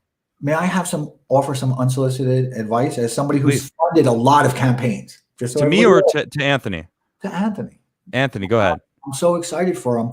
And I funded a lot of campaigns, right? It's all public. I don't really care. I funded a lot of campaigns, a lot of 501c4s. And I think I've known a lot of people who won. I've known a lot of people who lost. I've known a lot of people who've lost one time and then they came back and they won. Everyone from de Blasio to Schneiderman to you just name it, Cuomo. I've worked out with Cuomo, and including Clinton. And so what I will say is what made AOC win, right, is number one, Joe Crowley was, and I'm going to bring up some political names, but let's forget about them for a moment. Joe Crowley was lazy, right? He wasn't going to the Little League games. He wasn't doing that type of stuff. And AOC was getting a lot of engagement. She was getting a lot of intimacy. She was knocking on a lot of doors. She truly was. And they call it retail, I guess, retail politics. I don't know those type of terms. I've known a lot of activists, everybody from Acorn, you name it. I funded them all. So what I would say is you got to knock on a lot of doors. People enjoy that eye contact. And one of the difficulties Hillary Clinton had was she couldn't even transfer that emotional person, right? She's a human being. She's got, this, she carries, her emotions with her, as we all do, but she couldn't transfer that outside of her own environment, while as Trump could, right? It's stuck in her purse with her hot sauce. Yeah, but that was so inauthentic, but nevertheless, so just knock on a lot of doors, truly knock on a lot of doors. Yep. Get in with the people, right? Forget about social media, just knock on a lot of doors. And your election is probably going to be decided by, there's probably very few people who are going to vote in the election. So, so every vote is kind of consequential. And so you've got to activate them. So, good luck, man. I'm excited for you. Let Adam know how it goes, and then Adam will let me know how it goes. All right. I will. Mark G says, are H-1Bs the same as 1099s? I feel like H-1Bs are their own caste, as they make a good chunk of tech companies and really don't get a chance to leverage their XP due to the visa situation. Yeah, they're right. It's a very unfortunate situation. Now, I wrote about this within a thread, actually. I wrote about Trump's visit with Modi, Howdy Modi. Or at that time, did they call it? Maybe it was, when Modi was here, I did Hare Krishna with him, right? I did a Maha Mantra with him. Cool. Yeah, cool. And with us, all people. When Trump was over there, he didn't have the ability to negotiate that element of it, because he could only do trade. And while within India, it falls within the same kind of jurisdiction, I guess. It's not a part of our trade, so he couldn't negotiate that at all. But never, so he wasn't going to be a solution to that. But I will tell you, if people know who TriNet is, a lot of people are going to know who TriNet is. TRINET, co-employer. A lot of people know, or Insperity, or JustWorks, whatever it is. I'm very familiar with it, and it's extremely unfair. It's unfair for so many different reasons, and it's so easy for people with wealth to actually even cheat the system. Because I've known people from Pakistan and from India that to show some type of wealth in their bank account, they'll just borrow $40,000 for a VIG, show it to the government, come here, give it all back. It's an unfair system, and it has hurt the tech kids, because it's become a monopoly that those kids, there's a small pool of employers that get access to that reservoir of talent, and they're getting way below wages. So that is going to be a problem. And I don't think the tech kids right now, I hate to say white tech kids, but it's kind of true. I don't think they realize too much what they're advocating for. That FWD.US, they always ask me for money with that, Facebook's thing.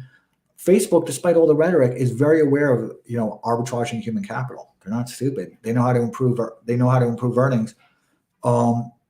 So I do think it's something people are very serious issue, the different classes of visas. There's a whole bunch of them, that there's some significant problems, and I could discuss them, but I won't. But really, it's a mess. Nobody who understands H-1B in different classes will tell you it's a functioning system. Now there you go. And unfortunately, Trump couldn't do anything about it. And right now, it's kind of a monopoly. That's a cartel. It's a cartel, right? Because only a few companies have that availability of that human capital. Yeah.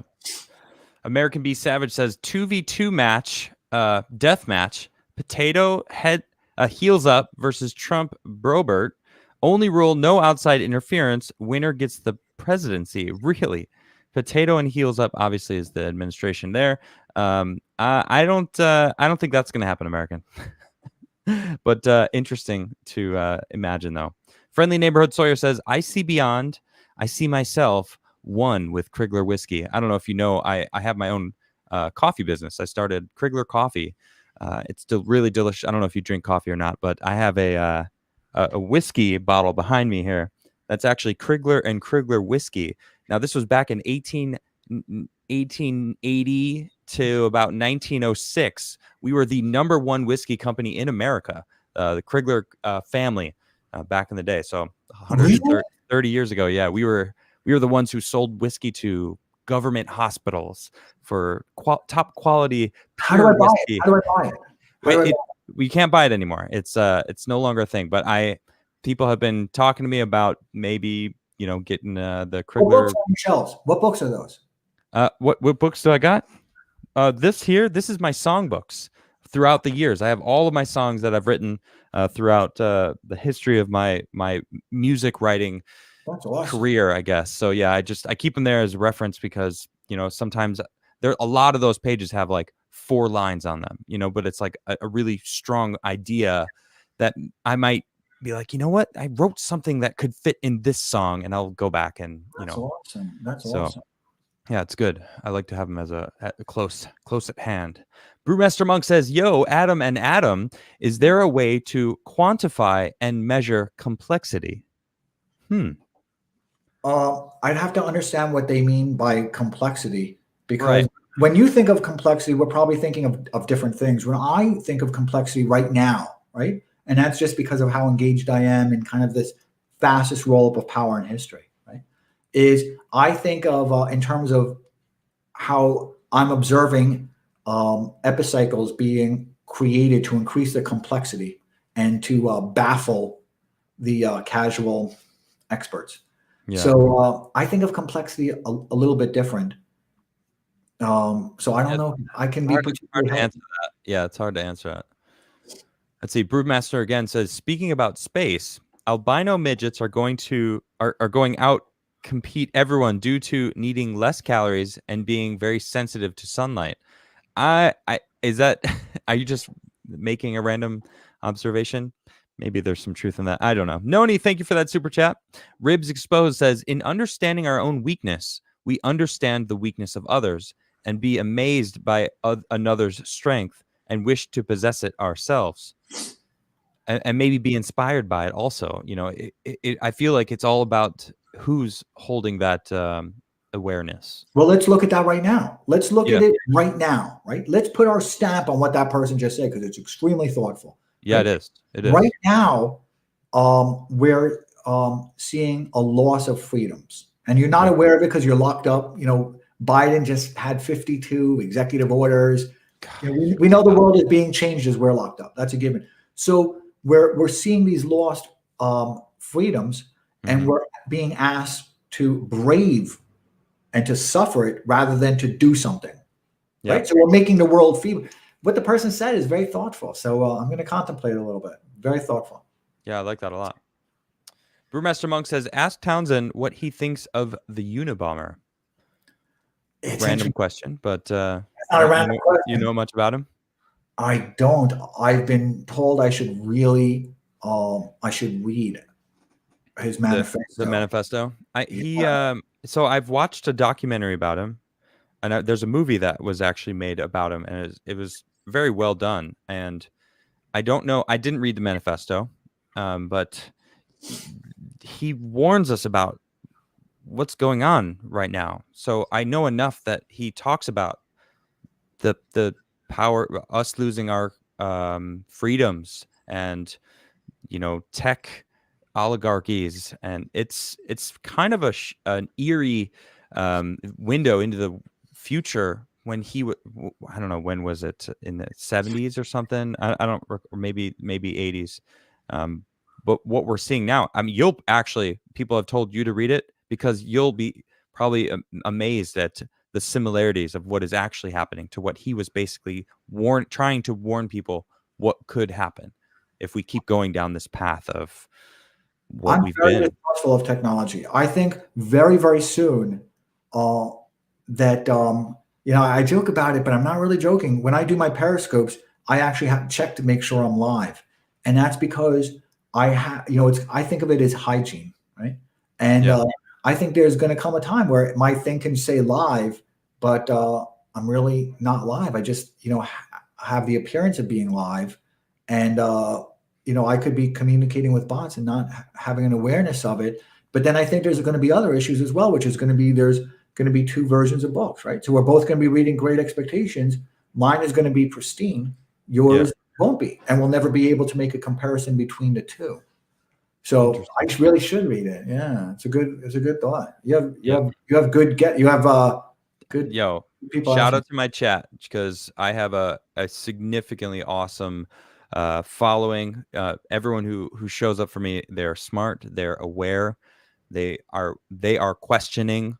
They want to figure things out. They want to, at least this is what I've gathered from the amazing super chats that they've that you yourself have now seen.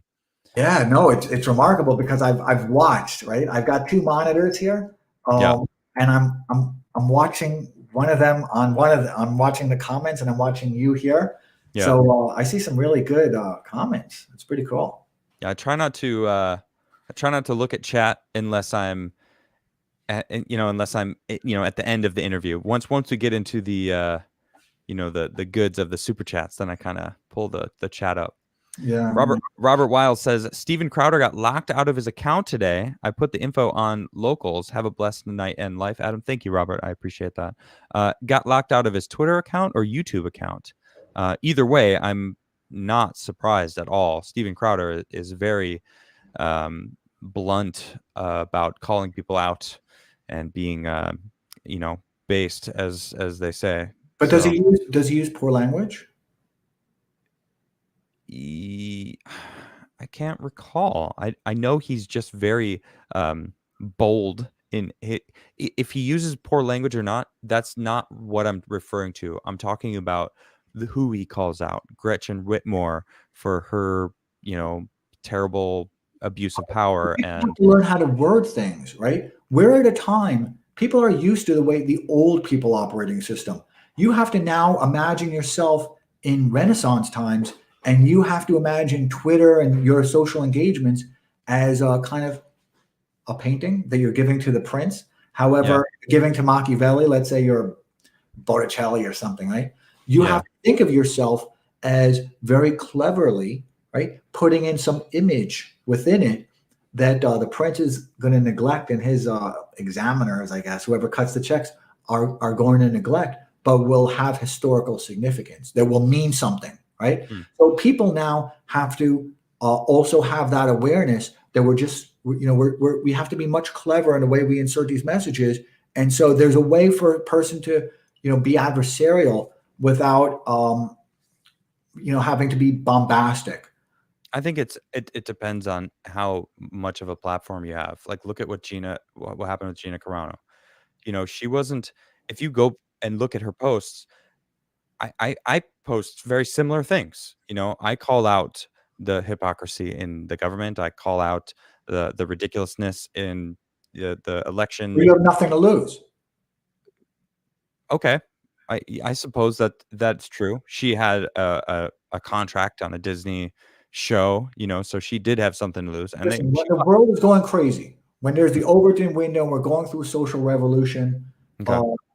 If you say something, the world thinks you're an asshole. So just keep your mouth shut. It's, all you can do is kind of wait it out. And again, just make sure you don't suffer it. So she really wasn't contributing in any artistic type of way, nor was it particularly profound. She's not Aristotle, not Socrates. She's making an observation that we all know.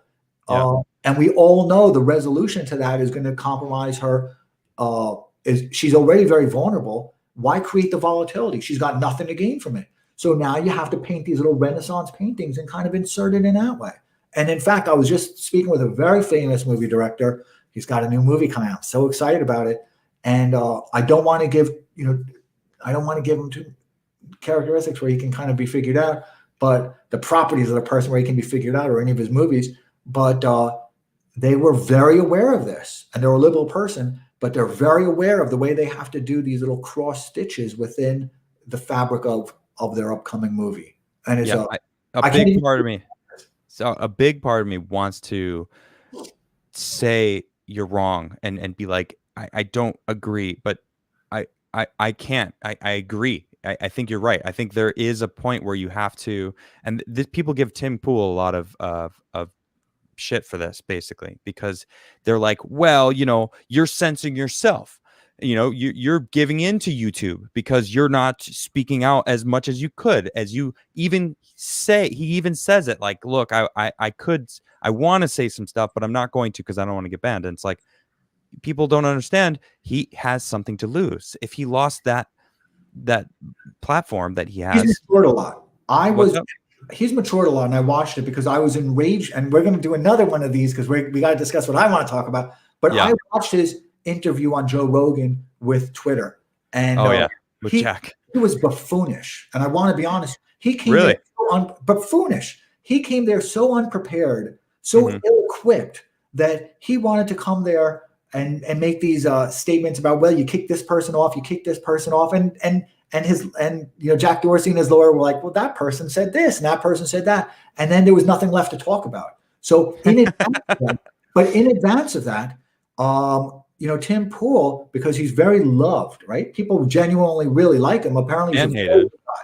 Apparently, he's a very good guy, and he's really he has an emotional connection with a lot of people and intellectual. So we know some of the same people. So in advance, he should have spoken with lawyers and been more equipped to have a more challenging, and where there would be more intellectual interplay with, with Twitter, with Jack, and with Jack and lawyer. I don't remember her name. Particularly as at that time, Twitter was really beefing up their safety council, and they were putting some really radical people. Some radical people were already there, and they were the organizations that were included within it. They should have been. There should have been some type of, again, intellectual interplay going on between Tim and Jack, and I think Jack really just bullied him, and nothing was accomplished. And they knew at that point that was the last chance at bat. They picked him because that was their last chance at bat, and I was correct. They were not challenged. Now, if Tim Pool in advance had spoken with Robert Barnes, had spoken with a lawyer who's more equipped with First Amendment and 230 and other type of stuff, I think Jack and his lawyer would have appreciated the engagement, because I've been there. Jack is not a stupid guy. They want that type of mind sweat. Tim Pool had no mind sweat. Interesting. Well, I mean, if you feel like you're bringing up a whole different conversation, because I was just talking about him censoring himself because our kid, just painting a picture, like you said, for that the principal appreciate but not see the fine print of the masses will see and be like, whoa.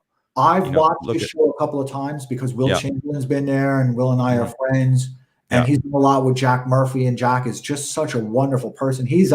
Jack's awesome. Shout out to Jack Murphy. Smart, man. Yeah, he is. He's reading, and he's just having great interviews, and his interviews are very Charlie Rose-like. The guy is really getting good. And so I watched Tim Pool, a couple of his things. He now truly understands. You bring on experts, you kind of interrogate the experts, and you draw out their wealth of information. You can make your kind of social commentary into it, but he's really good at that now. And I've watched his use of words. Okay. I have a big awareness of words. I watched the questions he poses. No, he's gotten very smart, and he went to YouTube before people knew that Twitter was cutting off that valve, because Twitter. Well, he did kick off one of his best co-hosts ever. So I'm just giving him some shit. I don't watch Tim's show anymore. I was on it and now I'm not on it, so it's just kind of I like to poke fun whenever I can. I don't want to be an interloper because I know you guys have a relationship, and it is what it is. No, I give my friends the worst out of it all. So But let's see. he did a smart thing.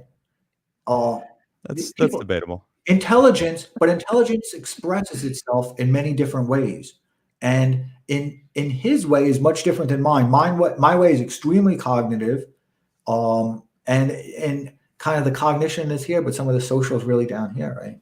So, Okay. and his intelligence is a bit different. Even his relationships that he's had is a type of intelligence, right? And after that engagement he did on Joe Rogan, I was DMing people, and I was like, "This guy's an idiot, true idiot. Who the heck? He gets that opportunity, and he just wants to ask why they kicked off some crackpot. They kicked off the crackpot because the guy was a crackpot. He tried to hijack the system. So, but the people that I spoke with were very supportive of him. They said, "No, listen, he's a good guy. He was just a little bit out of it. He's a good guy." That's a certain type of intelligence. Paul Hurtado, thank you for becoming a member. I really appreciate that. That Walking Fish says you should play The Forge for Adam. Seems really relevant to what he was talking about. I'm not going to play it, but I will tell you about a new song that I wrote. It's called The Forge, and essentially it alludes to life being the forge, and you are the hammer, and you are also the metal, and life is going to burn you. Everyone gets burned. It's deciding on how you mold yourself. You choose how you're accountable for your actions. You have to recognize that your decisions are your decisions, and you have to be okay with them because you made them. No one else made those decisions. So that's what that song's about. So it's a good song. It sounds beautiful.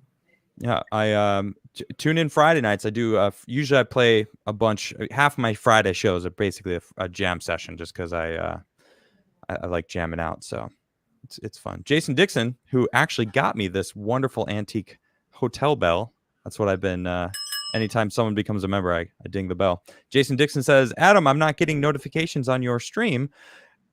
This has been happening basically since the right as the election started getting hot and heavy.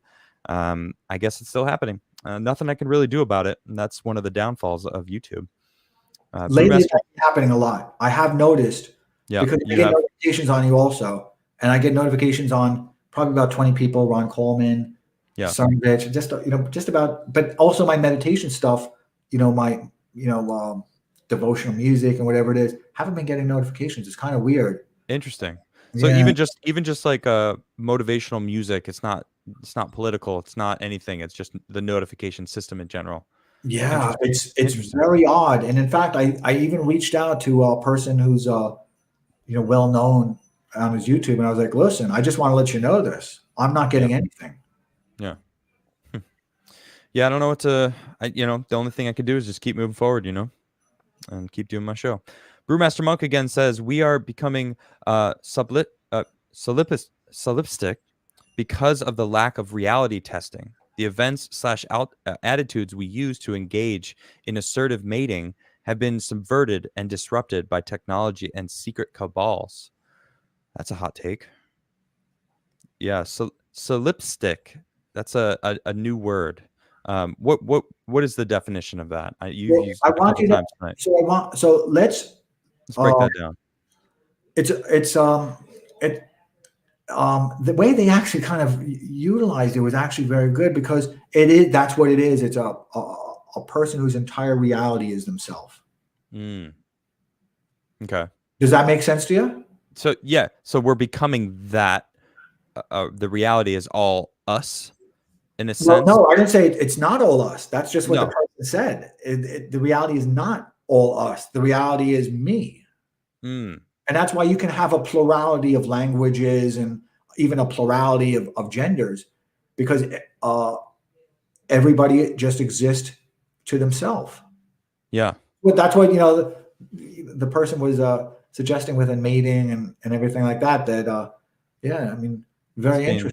Subverted and disrupted. Yeah. All right. Interesting. I'm gonna read that super chat again because it makes more sense now.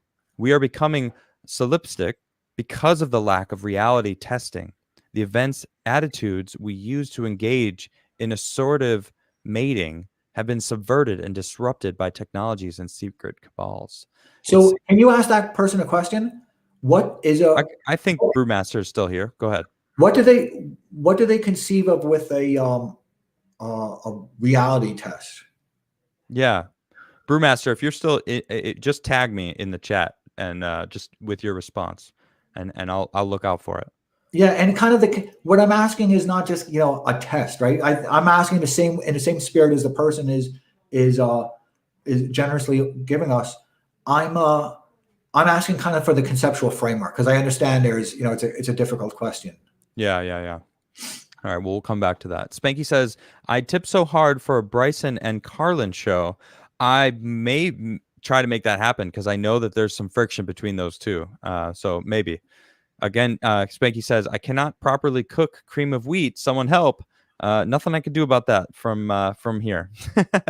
Chef de jour says, Coca-Cola is racist. Choose the product of Texas, Dr. Pepper. They have so many flavors: Sunkist, Crush, A&W Root Beer. Texas does it better. You know, I stopped drinking soda. I don't really even drink soda. Here's the problem. Go ahead. Last year, I forget when it was, and maybe it was 2018, the end of it. Again, I cataloged that as well. But there was the toxic male. Remember that toxic male thing? And it was by Gillette. The same time that Gillette was doing toxic male, their offices, I think it's Unilever or Procter and Gamble. It's Procter and Gamble were being raided in 3 other countries. Just so you know, for tax evasion and for using improper tax inversions and where you're hunting tax treaties and you're kind of arbitraging, the tax treaties, kind of, the Irish Dutch type of thing. So for improper use of tax inversions, they were getting raided at the same time in South America, and I think it was in Spain. And here they are telling us toxic male. So I went out and sought an alternative, and there is none. Interesting. What do you have? Do you have a couple of different? You have a straight razor. You have Schick. Yeah, but the straight razors are also made, by the same people. So you have Schick, and you've got like shave of the month or shave of the week type of thing. Right. Shave Club, which isn't a solution either because their provider is still the same people. Interesting. They're just private labeling and cranking it out. Brewmaster Monk just got back and said, reality testing to me is the scientific method and authentic interactions with the world that change and grow our perspective. So what they're saying is it's going to get a lot worse. Basically, all those empathy kind of connections. Yeah. I mean, I'm just giving the veneer of it, right? But it's we are definitely missing the empathy connections. Yes, we are. And that's a big shame. Born Again says, does Adam mentor people like he was mentored? If so, where to sign up? No, I don't. Good question. Look, I get asked this question a lot.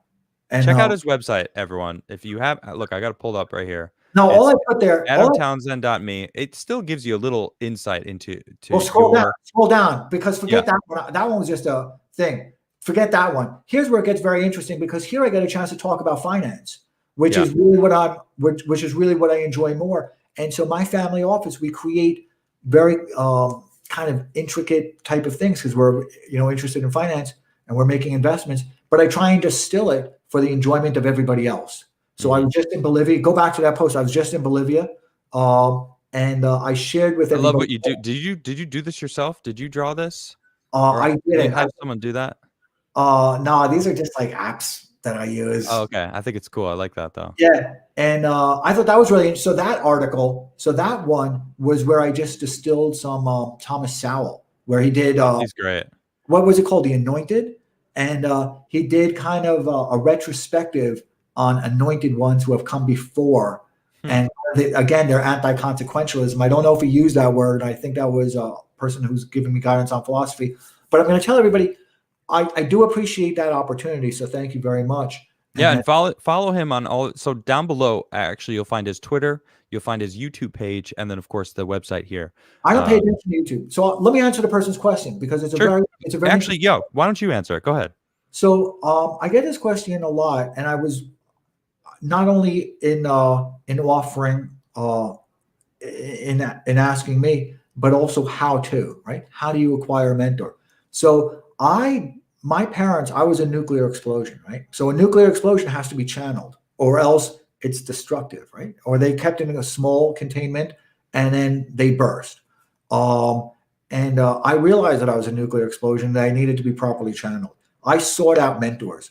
I needed kind of surrogate parents, and I understood the exchange. The exchange was, I have an obligation to you, and they've got an obligation to me. So let's discuss a little bit of the obligation, because you have to have an awareness of it, right? And Reese, I've had a few mentors, and they're still with me. Unfortunately, I lost Reese's body. Miss him very much. So his obligations to me was not just his availability, and it really wasn't just his advice, because the cause of ill-timed or bad advice is the cause of much human suffering. So I can't say that it was really his advice; it was his availability, of course. And he was never in my industry, which also made it even better, because he was far removed from kind of the intrigues of an office environment. But I sought him out because I saw he had operational excellence, and I was building out big companies, and I needed that. But I also needed that emotional gain, because when you're at the start of your life, right? Your high school, college, but certainly your professional life. It's like the beginning of a chess game, right? And there's lots of available moves, and if you make bad moves along the way, you can recover from them. Your opponent's going to make mistakes, and the game works out, right? It's a game of inches. However, later on in the game, there's you have less available options, and the significance of each move is much greater, right? And then as you progress in the game, every single poorly thought out play, or not even poorly thought out play, but every single play has you're kind of calculating hundreds of different iterations, right? They're going to do this, they're going to do that. So you're going kind of plies deep in your head, right? As you make that consideration. So you might be making the wrong thing, and that mistake has an outcome, right? And that mistake, there's every move you make has a certain probability, of an outcome. So I sought mentors because I needed that also emotionally. I needed a person that I could be a nuclear explosion with, but that would help channel me, that would help tame me, because I needed that, and would help channel me so that I understood. And he was helping me particularly with the operation of building out a really big company, but I understood it like a Rubik's Cube. But I also understood my engagement with an emotional engagement in the business like a Rubik's Cube also. So he was really, really great. Operational genius. He gave me the best advice I ever got. Reese gave me the best advice I ever had. But so from him, let's be honest about what he did. He took all of his mind, right? And he essentially put it on paper. He transferred everything that was in his mind, now had to cross the transom to me. Right? So think how difficult it is to just have regular social engagements with your family and friends, where you have to take an effort. Just, I don't want to say it this way to this person. And, you have to make these considerations of how you're going to phrase things depending on who it is and everything else, and the gentleness or the harshness, and, what that means. Now, and all your business experience. If somebody were to say to you, and I'm going to say to you on our next YouTube, how do I do this? Right? Now you've got to take everything in your mind and transfer it. You've got to take everything in your mind and essentially write it down. That hurts. Do you understand? That actually hurts the mind. That's not an easy thing to do. You think it's easy because you're like, I can just do it. No, it's not easy. I'm not talking about little one-liners. It's not just do this, do that. I'm talking about real, practical, in this case, operational excellence. Okay. Which also means it does include some of the intrigues, which is you have to find an advocate within certain organizations and how to do that and how to speak.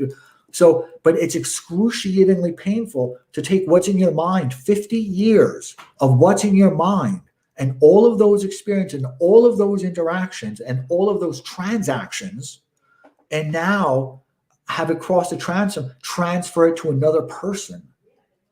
So Reese in that instance, well, throughout our relationship, that's what he was giving me, right? And he made it look effortless. Okay.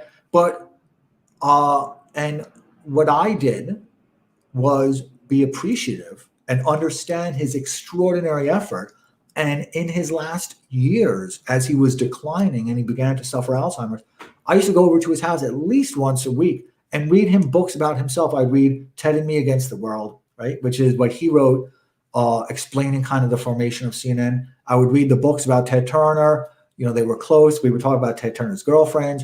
We would discuss the Food Network, and I would have to read him things about himself. Yeah. No, what was his name? Your mentor? Reese Schonfeld. Reese Schonfeld. Oh, I love Reese. SCH. Yeah, I think his book. I always keep his book around me. Look, his book is right here. Me and Ted Against the World. CNN. Let me tell you something. CNN. A lot of people are going to be too young. CNN changed the world.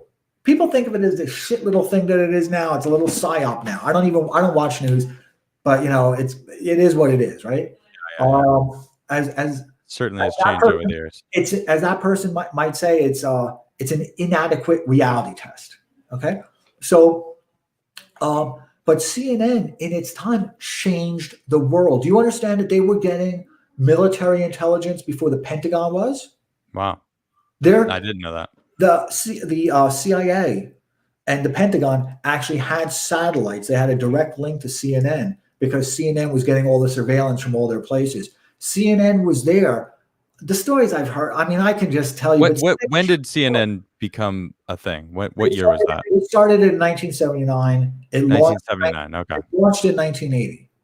Wow. And Reese co-founded it with Ted. And then his former boss from years before was a guy by the name of Dan Burston. And when Reese became, when Reese was the CEO of CNN, he hired his old boss. And then when Reese left, he designated Dan Burston as his replacement, as the new CEO. And I speak occasionally with Dan's daughter. I mean, these are exceptional people.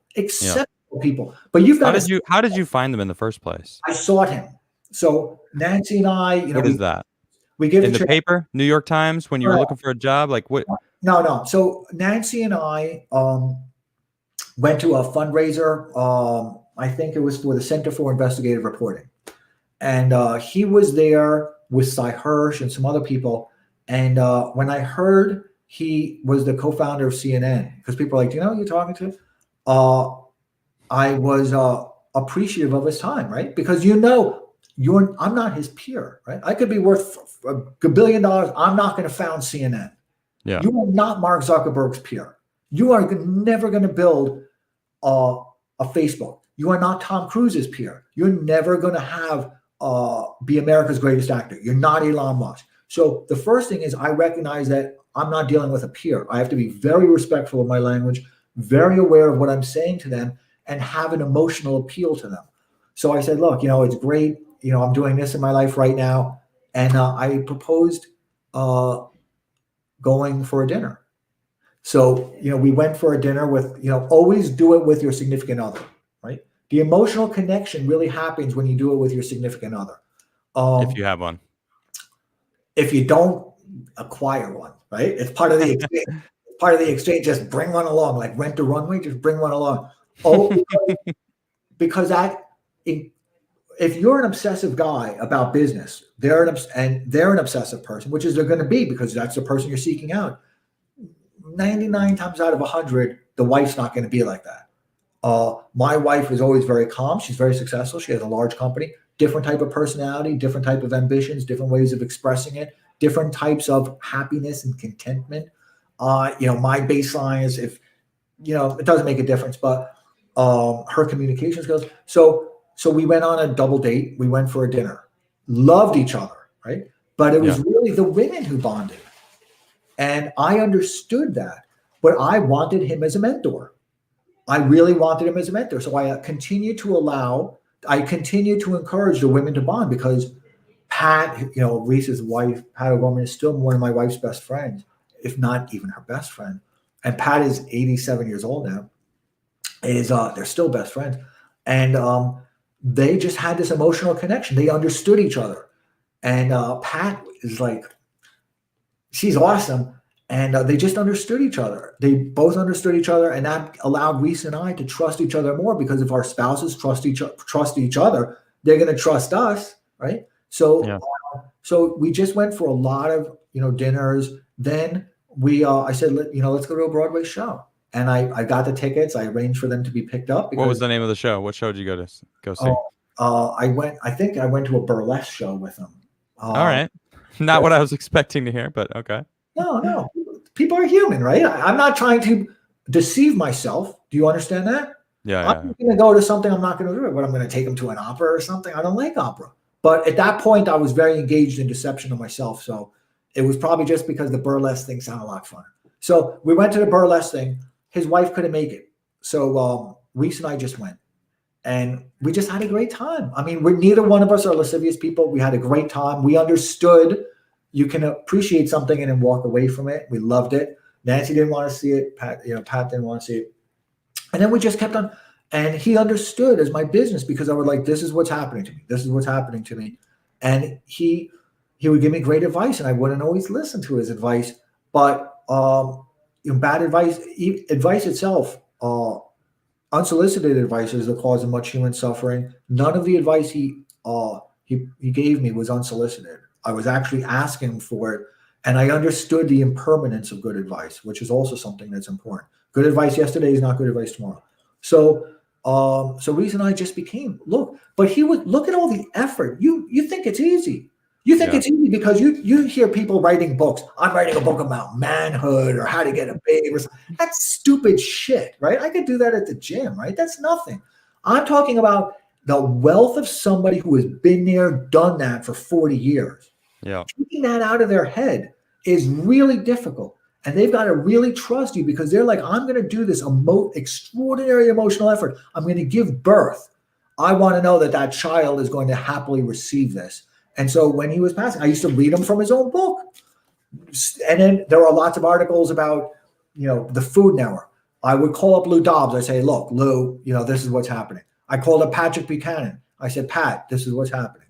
I called up Ted Turner. I said, Ted, I'm none of their peers. I'm not Lou Dobbs's peer. I've acquired some wealth, but he's Lou Dobbs, right? So I was also very appreciative. I said, this is what's happening. His mental health is deteriorating. Ted and him made peace. They wrote each other beautiful letters. Pat was really appreciative because Ted, Reese created Crossfire. Everybody, I called up Chef Emerald. I called up all these people, and I brought them to Reese. Okay. And a sad feature of my life is that in his last few months in COVID times, I thought his children were visiting him regularly, and they weren't. So I thought, they live in Midtown. They live in a duplex. They live. And I thought the kids were visiting him regularly, and they weren't. So when I found out, I was absolutely devastated. I was devastated. I love Reese. But kids are assholes. So I was not that asshole. I was better than a son because I went there. So you got to seek them out, man. You are not going to succeed in life these days without a mentor. The work environment is too competitive. It's not only is it hyper competitive, but we're living in a caste system.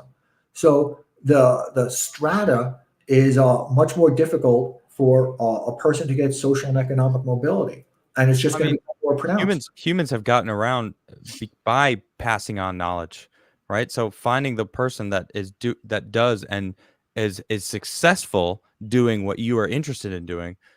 You have to find these people out. If you really want to be successful, find those people. Okay, but look, there was a time when people could be in the elevator with Mark Zuckerberg and now have a great relationship with him.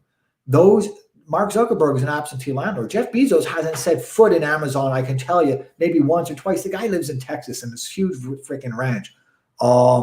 So, you don't have the availability, the accessibility of a lot of these people anymore. And again, we're fragmented society, so you really have to seek these people out, but you have to pursue them like French Connection. It's like a car chase these days. But in a hyper competitive world where we're building up a caste system, the only way for you to be able to cross those chasms and continue to progress as we get into intra elite squabbles, which is where we're going now, is because there's a scarcity of elites, and elites are inelastic, right? There's a scarcity to them, so they're all going to be squabbling with each other. So in order for you to break out, you're going to need a mentor. There's no way to do it without a mentor. Clearly, Born Again, I got a lot more than just simply trying to be your, mentee. I guess, was that how you say it? I'm not sure, but it is. Mentee is a perfectly good Scrabble word. Yeah, very nice. White Lasagna said, "Is this an Adams Cast episode?" Yes, accurate. That's accurate. Awesome. Yeah. Brewmaster Monk, here we go, says, "You guys should read Be Like the Fox, Machiavelli in His World by Erica Benner, excuse me." Interesting. I don't read any of that stuff, and let me tell you why. Let me tell you exactly why. Hold on. Watch, he's going to pull that book out and show it. Why would I want to read a kind of derivative? Oh, I don't know. I don't know. Maybe you had the book. I was saying. I study Machiavelli. He's my favorite political scientist. I don't want to read this kind of interpretation of him and let's apply it to fancy times. The only time I really enjoy that is with I've read lots of books on. I've read Thucydides many times, and I've also read even more about him. What did you just pull out here? What's this book here? This is one of my favorite books of all time, which everybody should read. Let me see if I can get it out here. A little higher, yeah. Discourse on Livy. Ah. The light's very bright. Whenever I try and look up to you, I'm squinting. So I'm trying. That's all right. Yeah. So Discourse on Livy. So it's much better than The Prince. Much better than The Prince, because what he's doing is he's taking Roman history, and he's taking the characters of Roman history and the dilemmas of Roman history, and what happened, the particulars of that time, and he's synthesizing it and saying this was the problem, this is how they encountered it, and this is kind of a strategy, not a recreation of those moments, because that can't happen, right? You can only step in the same stream once, right?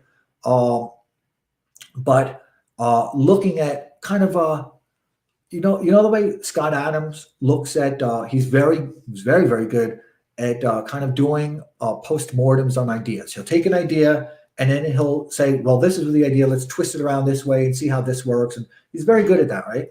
Mm-hmm.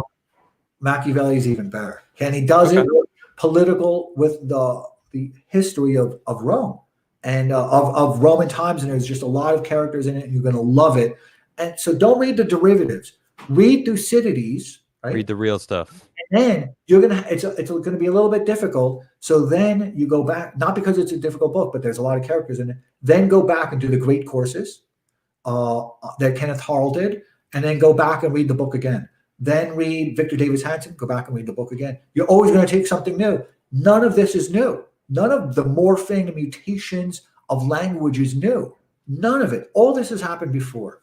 Yeah. Wow. Let's see. Chapter Master Dante says, "Do not pray for an easy life. Pray for the strength to endure a difficult one." Bruce Lee. Yeah, I don't know if I would agree with that, though. I think about that type of stuff.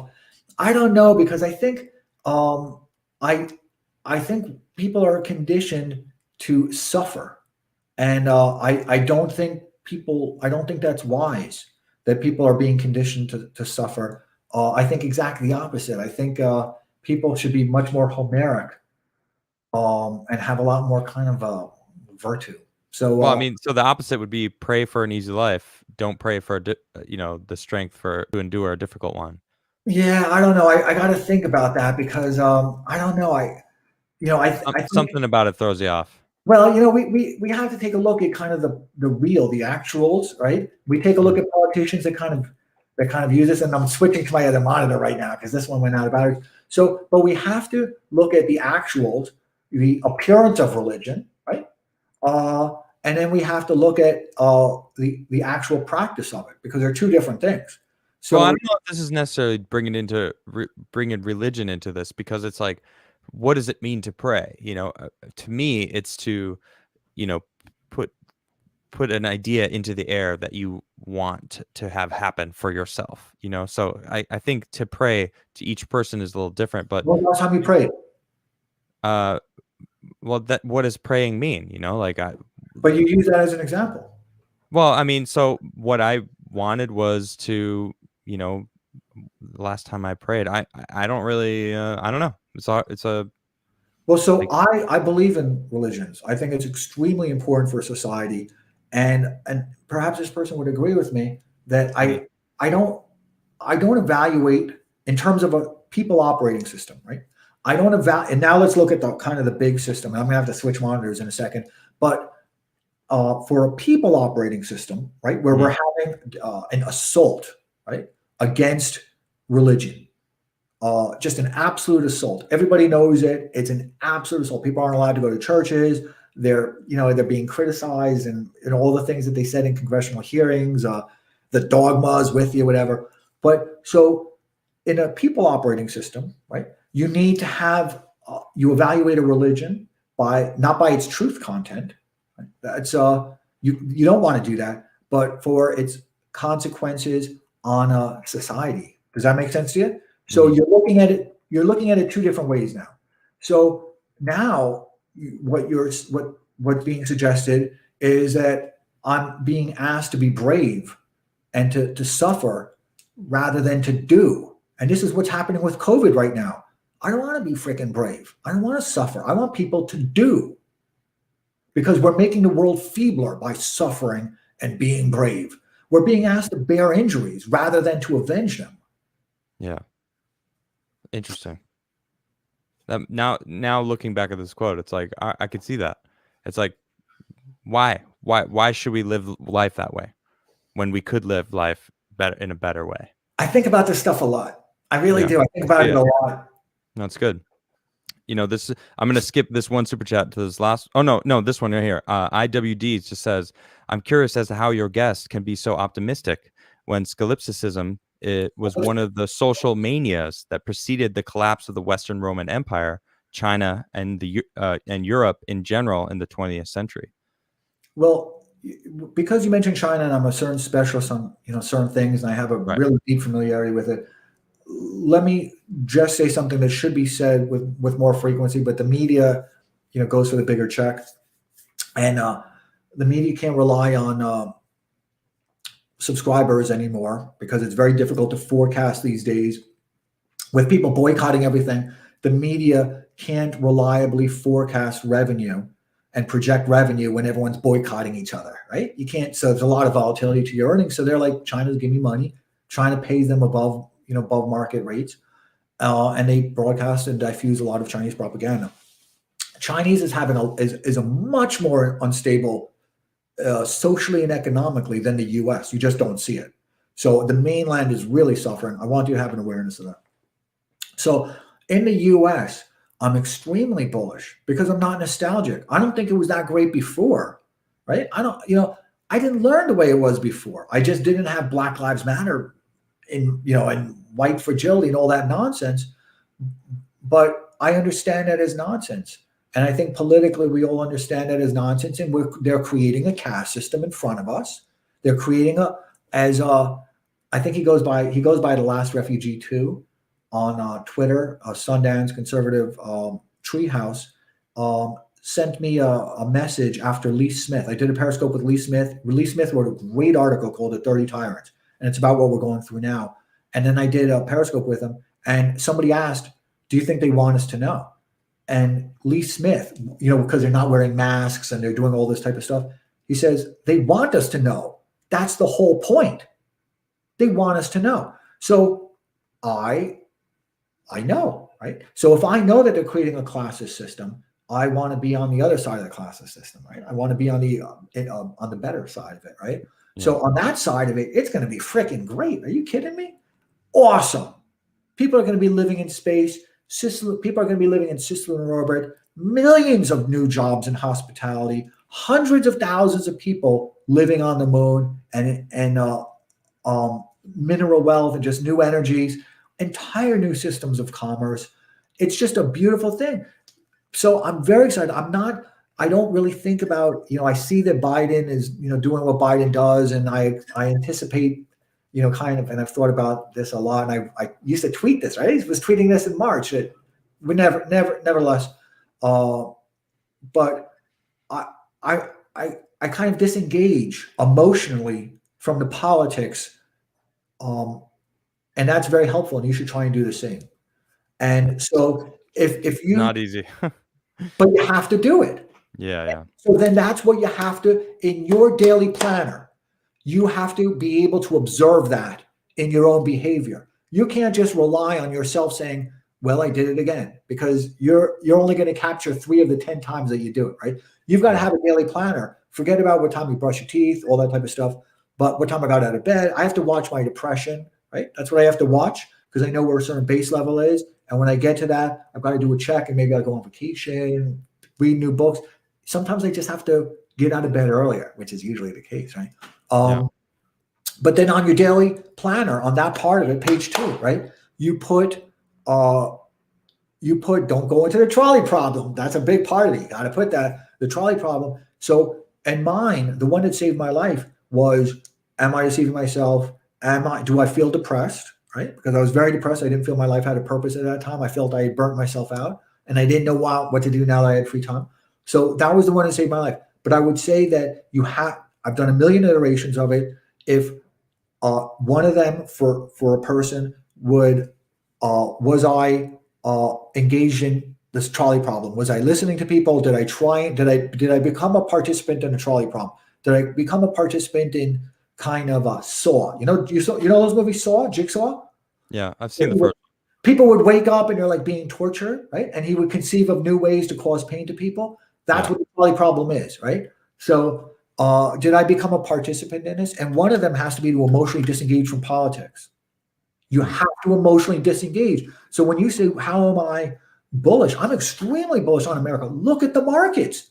Look at the markets. How can you not? How can you not be bullish? Look at Space Force. Look at what Elon Musk is doing. I mean, even to just join into the markets, though, you have to have some sort of amount of money that you're willing to, or that you can simply invest. Before COVID, most Americans couldn't afford a $400 swing in like an emergency situation. You buy one share of Boeing. When Boeing was at $100, I was literally DMing hundreds of people. I have a list; it's like 600 people. DMing them individually. Buy some stocks, please. In March, you got to buy. Just buy this market, because I want people to be successful. Even if it's buying one share of a stock, just buy one share, because you're emotionally conditioning yourself, your behavior, the way you perceive tomorrow. I did a Periscope. Nancy did it, where the investor series was about the benefits of music and meditation and Krishna Das, and she did the Hanuman Chalisa, Nina Rao. And because you have to invest in yourself, so you have to buy one share, because that's about tomorrow. 30 years ago, well, 40 years ago now, maybe 45 years ago, somebody as a gift gave our son 6 shares of Exxon stock. Worked out really well. Nice. You've got to just buy one share, and then that changes your perception of tomorrow. You can't get stuck in today. Investing is about tomorrow, so you have to first believe that there will be a tomorrow. Right on. That's a good statement right there. Ace Spade says, ask your guest if he would buy a boat. Random question. Would you buy a boat? A spot on the water, I don't know, because a small one, perhaps, I travel to different spots a lot.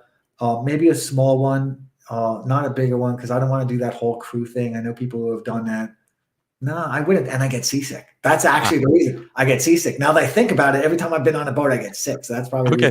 So probably we'll give that as a no. Interesting question, but the water, the water for them is probably meditative. So that's probably maybe that's true. How they release themselves. Brewmaster Monk says we should start daily planners so our FBI profilers have to really break a sweat. I think still it would be hilarious to mail them farts. Okay, Brewmaster. You got to do it. You got to do a daily planner. if you want to observe your own behavior and make corrections Yeah. on your behavior, the only way to do it is to have to be very rigid in that practice. So if you Yeah. want, if there's a behavior, your wife or your significant other, whoever it is really not going to be able to change that, That's right? true. All they can do is just tell you that this is irking them. But the problem is, after a while, what irked them is now just going to become, well, he does that, right? But if you genuinely want to correct the behavior, you have to observe it, and you have to observe it in real time to make those self corrections. Yep. Awesome. Well, Adam, I mean, this we've gone way over my normal time, but it's just like we couldn't stop it because these conversations were solid. I'm going to give you the camera, just to let just talk to the people that are still hanging out, and then of course this is going to go on my podcast. Tell people where to follow you. Tell people what you're doing, and You do all the follow me type of stuff. I don't really care about that. It doesn't really mean that much. Oh, look, I've got the camera to myself. I feel kind of lonely now. Can you come back? Would that be all I right? can come back. Yeah. I'm here. Don't worry. Also, so I know all the things. So, don't worry. I don't care about following. Who cares about that stuff? Well, I do, because I think you have a lot to offer people. I do these periscopes. I've done 41 of them. And I put them on YouTube just so I have an archive of them, just because it's a convenient archive. It doesn't take up too much space. They're kind of accessible. Yeah. It's in the description down below if you'd like to check them out, his YouTube channel. But that's just an archive for me. And lately, because I can do it on my phone, I give them kind of cool graphics lately, right? So that's cool. Yeah. But so when I do these periscopes, I've done 41 of them. The investor series, I've done 12 of them now. The social ones, I've done a bunch. The fitness ones, because fitness is important. You always have to think about tomorrow. And what your health is going to be when you're 80, 90. And I think of periscopes as perishable. I like that. Nothing I'm saying is Aristotle. Forget about reading me, man. I suck. We all do. Read Machiavelli, read Plato, read Hobbes, read Locke. Just these people are smarter than me. I've had Paul Gottfried on. They're correcting me about Hobbes. I love it. They're better than me. I just read the classics. Don't my interpretation of them is usually going to be wrong. So just read the classics. And Twitter is perishable and social media is perishable. So I don't care. Right on. Well, last super chat is kind of perfect. Just got to add, I loved this episode. I'm going to second that. And what I don't love is the Postal Service is 2 days late getting me my Crigler coffee. I'm so sorry. That sucks, Lasagna. I apologize for that. Although I had nothing to do with it. But do enjoy the coffee when you get it. Adam, thank you for joining me. What a fun episode. That was a lot of fun, right? Let me see do me a favor. Turn your music back on and let's. That's what I'm about to do. So we're going to hear Kadama Kanama now. Yeah. Oh, good. And so Hare Krishna is part of his practice. So this is part of bhakti practice, and everybody has their own Maha mantra. So for some people, it's the Hanuman Chalisa, which is 40 lines of a poem. And you know what we'll listen to? We'll listen to the Medicine Healing Buddha. So I'm going to progress it a little bit, and you're going to like this. I'm going to put it up here because it's a lot more musical.